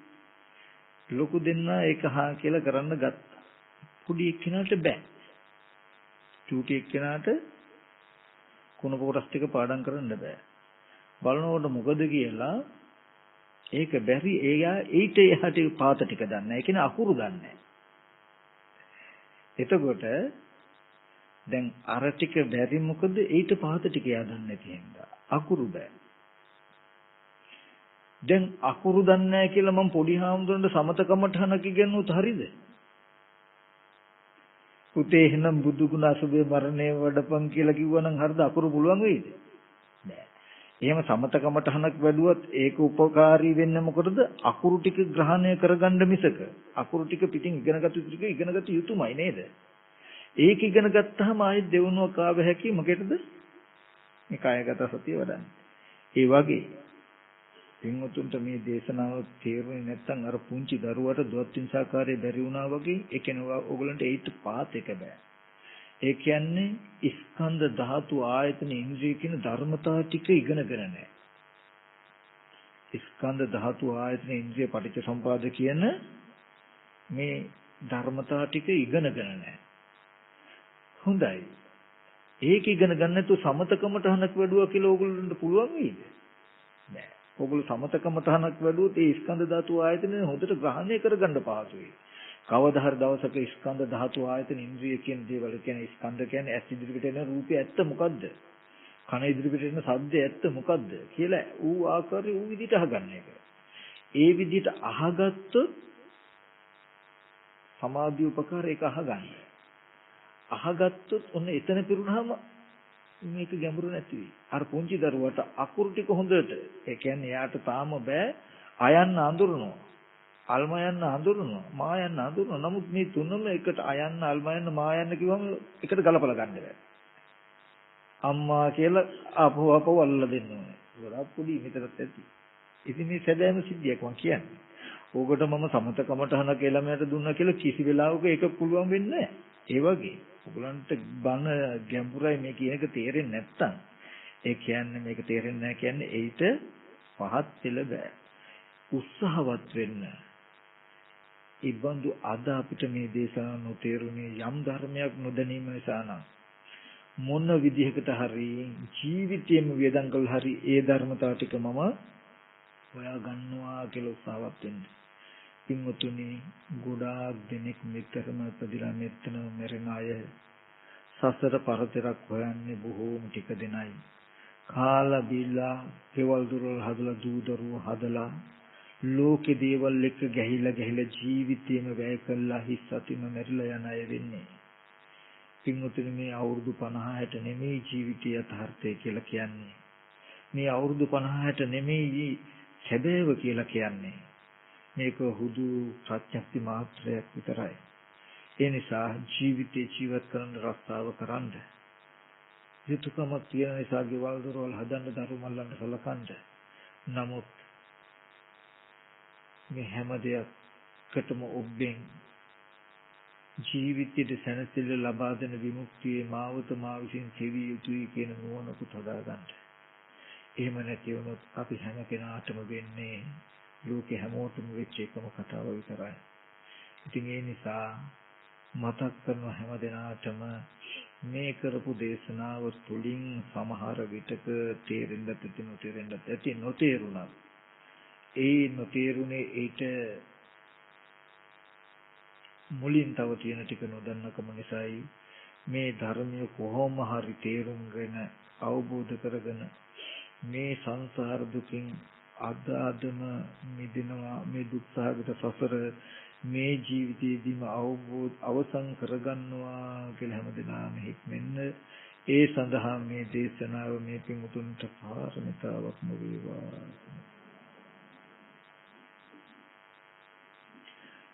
හොඳයි කල්පනා කරගන්න පින්වතුන් බොහෝම ශ්‍රද්ධාවෙන් ධර්ම ශ්‍රවණය කළා. බොහෝම වටිනා කුසල ධර්ම රාශියක් සිද්ධ කරගත්තා. අපි විසින් සිද්ධ කරගත්ත මේ සියලු කුසලයන් අනුමෝදන් කළ යුතු තැන් වලට අපි අනුමෝදන් කරමු. කල්පනා කරගන්න මේ සියලු ආකාරයෙන් පහල කරගත්ත සියලු කුසලයන් ලෝකයේ සම්බුද්ධ ශාසනයත් මේ පින්වතුන්වත් මේ පින්වතුන්ගේ ගෙවල් දොරවල් රැකී ආරක්ෂා දිස්ත්‍රාන්ත අධිග්‍රහිත වූ ශාසන මාමක ඉෂ්ඨකාරක සිද්ධි මේ විහාරස්ථානයේට අධිග්‍රහිත වූ කතාවක් කියනවා මේ කොහොඹ ගහෙත් ඉන්නවා දෙවියෙක් කියලා. ඉතින් මේ බාරත් වෙනවා මේ ළමයි අපි දන්නා. ඉතින් ඉන්නවා නම් ඒ වෘක්ෂයේ කෙනෙක් ඉන්නවා නම් එයාට මේ විහාරස්ථානට අධිග්‍රහිත වටපිටාව වෙන්නේ යම්තාක් ශාසන මාමක සම්මාදිට්ඨිය සිළු දෙවියෝ මේකින් අනුමෝදන් වෙත්වා දෙවියන්ගේ දිවයිසිර වඩා වර්ධනය කරගන්නමින් දෙවියොත් පතන බෝධිකින් මුතුන් වෙන සෙනසෙත්වා දෙවියන්ගේ ආරක්ෂාවද මේකින් මුතුන් කෙරේ නිරතුරුව ලබා දෙත්වා කියලා සාධනාදකින් දෙවියන්ට පින් අනුමෝදන් කරමු. ආකාසට්ඨා ච බුම්මට්ඨා දේවානාගා මහිත්‍තිකා පුඤ්ඤන්තං අනුමෝදිත්වා චිරන් රැක්කන්තු බුද්ධ ශාසනං. ආකාසට්ඨා ච බුම්මට්ඨා දේවානාගා මහිත්‍තිකා අනුමෝදිත්වා චිරන් රැක්කන්තු බුද්ධ ශාවකං. ආකාසට්ඨා ච බුම්මට්ඨා දේවානාගා මහිත්‍තිකා පුඤ්ඤන්තං අනුමෝදිත්වා භෝදයන්තු සිවම් පදං. ඒ වගේම මේ කටින මහා පින්කම සිද්ධ කිරීම සඳහා මුල් වෙලා කටයුතු කරනවා ඒ අපගේ වෛද්‍ය ආර්.එන්.ඩී. රණභව මහත්මයා, ඒ වගේම එම මෙතනි වෛද්‍ය ඉන්දු රණබාහු මහත්මිය ඒ තමන්ගේ දුව චනමි රණබාහු දියණියත් ඒ වගේම චනුල රණබාහු පුතණුවනුත් තමන්ගේ ආදරණීය මෑණියන් සහ ඥාති හිතේසින් සියලු දෙනාම එකට එකතු වෙලා තමයි මේ පින්කම සිද්ධ කරන්නේ. ඒ සිද්ධ කිරීමේ විශේෂ අරමුණකුත් තියෙනවා. බස්නායක පවුලේ හා රාජරත්න පවුලේ සියලු ඥාතීන්ට මේ පරලෝකීය සියලු ඥාතීන්ට සුජීවත ඥාතීන්ට පින් අනුමෝදන් කරන්ට ඒ වගේම උදව් උපකාර කළ සැමටත් ඒ අයගේ ඥාතීන්ට පින් අනුමෝදන් කරන්න. ඉතින් ඒ කියපු පින්වත් මහත්තුන්ගෙත් ඒ වගේම මේ සඳහා උදව් උපකාර කළ සත්‍යදායක පින්වතුන්ගෙත් විශේෂයෙන්ම ඉහළම නිලධාරි මහත්මයාගේ ඉඳලා මේ ශේෂ්ත්‍රයට උපකාර කළ අපේ පින්වත් හමුදා මහත්තුරුන්ගේ මියගිය සියලු ඥාතීන්ට ඒ වගේම යුද්ධ කාලේදී මිය පරලෝකියා වූ යුද හමුදා නාමෙන් සියලුම රණවිරුවෝ යුද හමුදාවේ වේවා ගුවන් හමුදාවේ වේවා නාවික හමුදාවේ වේවා පොලිසිය වේවා සියලුම රණවිරුවෝ මේ සියලුම දෙනාට මේ සියලු කුසලයන් අනුමෝදන් කරනවා අනුමෝදන් වෙත්වා. ඒ සියලු දෙනාම දුක්ඛ සිස්ථානයක සිටින දුකින් අත මිදී සපවත් භාගයටපත් වීමෙන් උතුම් නිවනින් සැනසෙත්වා කියන අදහසින් අපි ඥාතින්ට පින් අනුමෝදන් කරමු. ඉදම්මේ ඥාතිනම් හෝතු සුඛිතා හොන්තු ඥාතයෝ ඉදම්මේ ඥාතිනම් හෝතු සුඛිතා හොන්තු ඥාතයෝ ඉදම්මේ ඥාතිනම් හෝතු සුඛිතා හොන්තු ඥාතයෝ. ඒ වගේම මම මුලින් මතක් කළා මේ කටින පින්කම මේ විදිහට සිද්ධ කරගන්නට අපිට තැනක් තියෙන්න ඕනේ, භූමියක් තියෙන්න ඕනේ. තැනක් තිබුණු නිසායි භූමියක් තිබුණු නිසායි මේ වගේ පින්කමක් කරන්න පුළුවන් උනේ, අපිට එන්න පුළුවන් උනේ, අපි බණ ඇහුවේ. අද මේ බණ පදයක් ඕගොල්ලෝ අහලා මොන තරම් ඒ එක බණ පදයකින් කුසලයක් සිද්ධ වෙන්න ඇද්ද? ඒ ඕගොල්ලෝ ඇති කරගත්ත මේ සෑම කුසල් සිතකටම සතේකින් හරි මේකට උදව් කළ කෙනෙක් ඉන්නවා නම් ඒ සියලුම දෙනා සම්බන්ධයි. ඒ සියලුම දෙනාගේම කර පිටිනුයි ඕගොල්ලන්ට මේ දහම් පදේ ලැබුණේ. ඉතින් ඒගොල්ලන්ගේ ජීවිතවලට හිතන්න බැරි තරම් යහපතක් වාසනාවක් සිද්ධ වුණා කියන එක මතක් කරනවා. ඒ යහපත උදා කරලා දෙන්න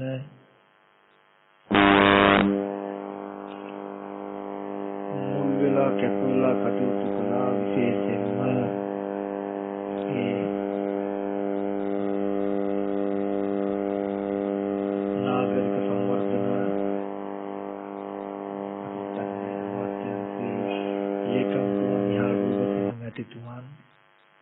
එතුමන් තමයි යුද හමුදාවේ ඒ ආරක්ෂක ලේකම්තුමා, ඒ වගේම මේ ප්‍රසන්න මහත්මයා හමුදා පුතුතුමා ඇතුළු මහත්තුරුන්ට මතක් කරලා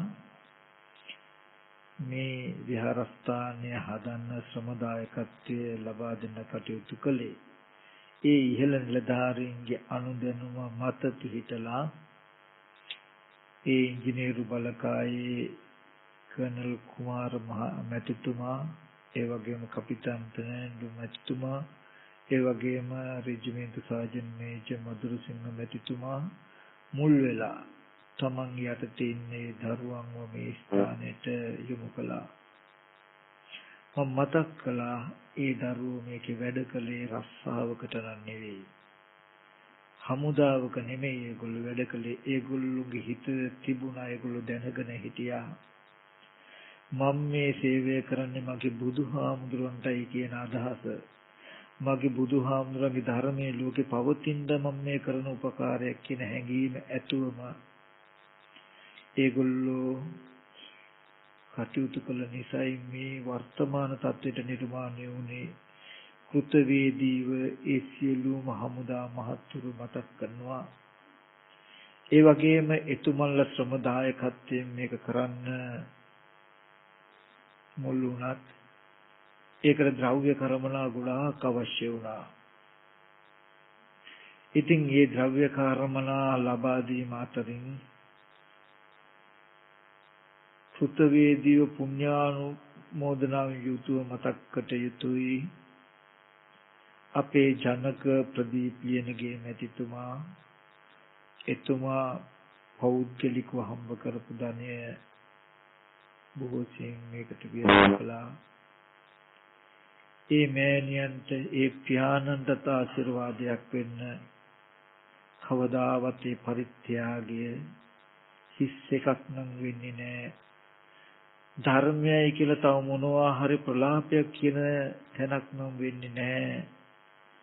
මේ අහිංසක ලෝකයට සසර දුකින් ඈතරන සද්ධර්මය සැබවින්ම ලෝකේ පවතිනට උපකාර පිණිසයි ඒ මුදල් වැය වුණේ කියන කාරණාව මතක් කරමින් පුණ්‍යානුමෝදනාව පූර්වක සිහිපත් කරනවා.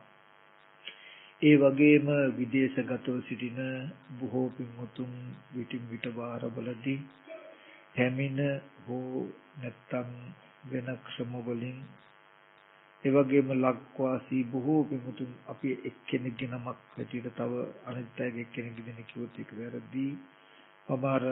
අරක ටිකක් මතක් කළේ මේ මුදල් සපයා දීම පිළිබඳව අනිත් අයව ගොනු කළ දීම පිළිබඳව බොහෝ සෙයින්ම මුල්ම වෙලා කටයුතු කළේ ජනක මහත්මයා නිසා. ඒට මෙහා අනිත් අය බොහෝ දෙනෙක් සම්බන්ධ වුණා. ඒ සියලු දෙනාමත් සිහිපත් කරනවා. ඒ විතරක් නෙමෙයි ආරම්භයේ පටන්ම CECD ඉංජිනේරු ආයතනයේ සියලුම නිලධාරීන් මහත්වරු මේකට උදව් උපකාර කළා. ඒ පින්වතුන් සබ්භාවයෙන්ම සිහිපත් කරනවා.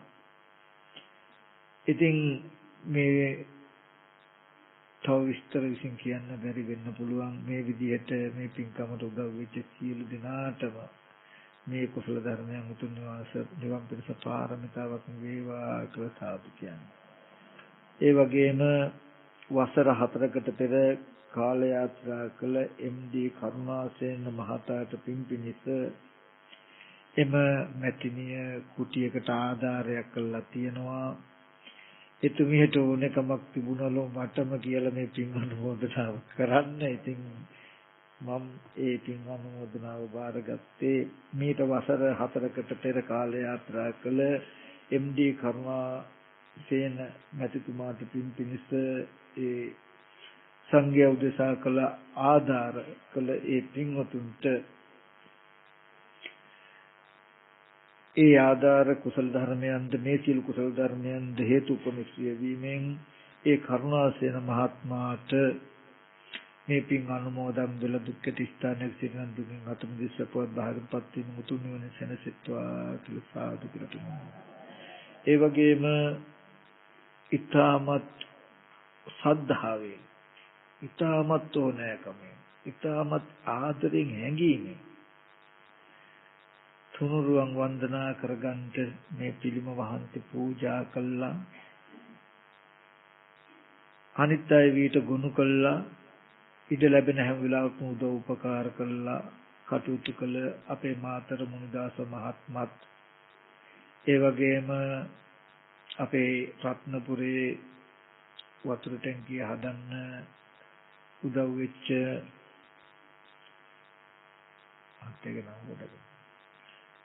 ඒ පින්වත් අපේ මැතිතුමත් මේ සියලු දෙනාමත් මේ මොහොතේ සිහිපත් කරනවා. මේ සියලු දෙනාටම මෙම කුසල ධර්මයන් උතුම් නිවන් පිණිසම පාරමිතාවක්ම වේවා කියලා හිතන්නේ. පින් අනුමෝදන් වූ දිව්‍යංග දේව ආශිර්වාදයෙන් තුන්රන් සතු අනන්ත ගුණ බලයෙන් මේ පුණ්‍ය ශක්තියගේ බලයෙන් මේ පින්වතුන්ටත් මේ සදා එන්න ඉඩ අවස්ථාව හදලා ගෙවල් දොරවල් වල එන්න මේක යම් තාක්ෂ සිටින ඒ සීල දිනාට දැකලා බලලා හිත දිල උදව් උපකරලා සීල දිනාට මේ සෑම දිනාටම ජීම මෙලෝ ජීවිත වලට ඇතිවන්නා වූ ලෙඩ දුක් කරදර බාධක ආපලෝපද්‍ර දුරු වේවා. කරන කින යහපත් දසියල සමුද්ද වේවා. සසර වසනාතුරු සාපිපාසාදී බියකට දුගි දුප්පත් අසන දින්දු භාවයකටපත් නොවේ. බුදුපසේ බුදුමහරහතන් වහන්සේලා නිවිසැනසී පැමිණ වැඩවදාලා උතුම් වජිරාමර නිර්වාණ සම්පත්තිය අවබෝධ කරගන්නට මෙම කුසල ධර්මයේ සෑම දිනකටම නිවන් පිණිස පාරමිතාවක්ම වේවා. සුවපත් වේවා. ඔහොම වන්දනා කරගන්න. අභිවාදන සීලස නිච්ඡං වද්දාපචායනෝ චත්තාරෝ ධම්මා වඩ්ඩಂತಿ ආයුවන්නෝ ස්කම්බලං ආයුරාෝග්‍ය සම්පatti සග්ග සම්පatti මේවච අතෝ නිබ්බාන සම්පatti මිනාති සමිජ්ජතු.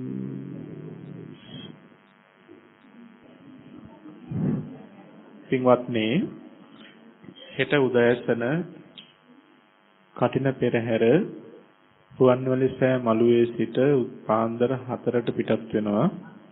ඉතින් ඒ පින්කමේ දායක පිරිස සෝදානම් කරගෙන තියෙන්නේ පාන්දර 4ට රුවන්වැලිසෑය වටා ප්‍රදක්ෂිනා කරලා පෙරහැරින් ඉන් අනතුරු එතනින් පිටත් වෙලා විහාරස්ථානයට පැමිණෙන විදිහට උදෑසන කටින පෙරහැර සඳහා සම්බන්ධ වීමට හැකි පින්වතුන් පාන්දර 4 වෙනකොට රුවන්වැලිසෑය 4ට කලින් උනත් කමක් නැහැ.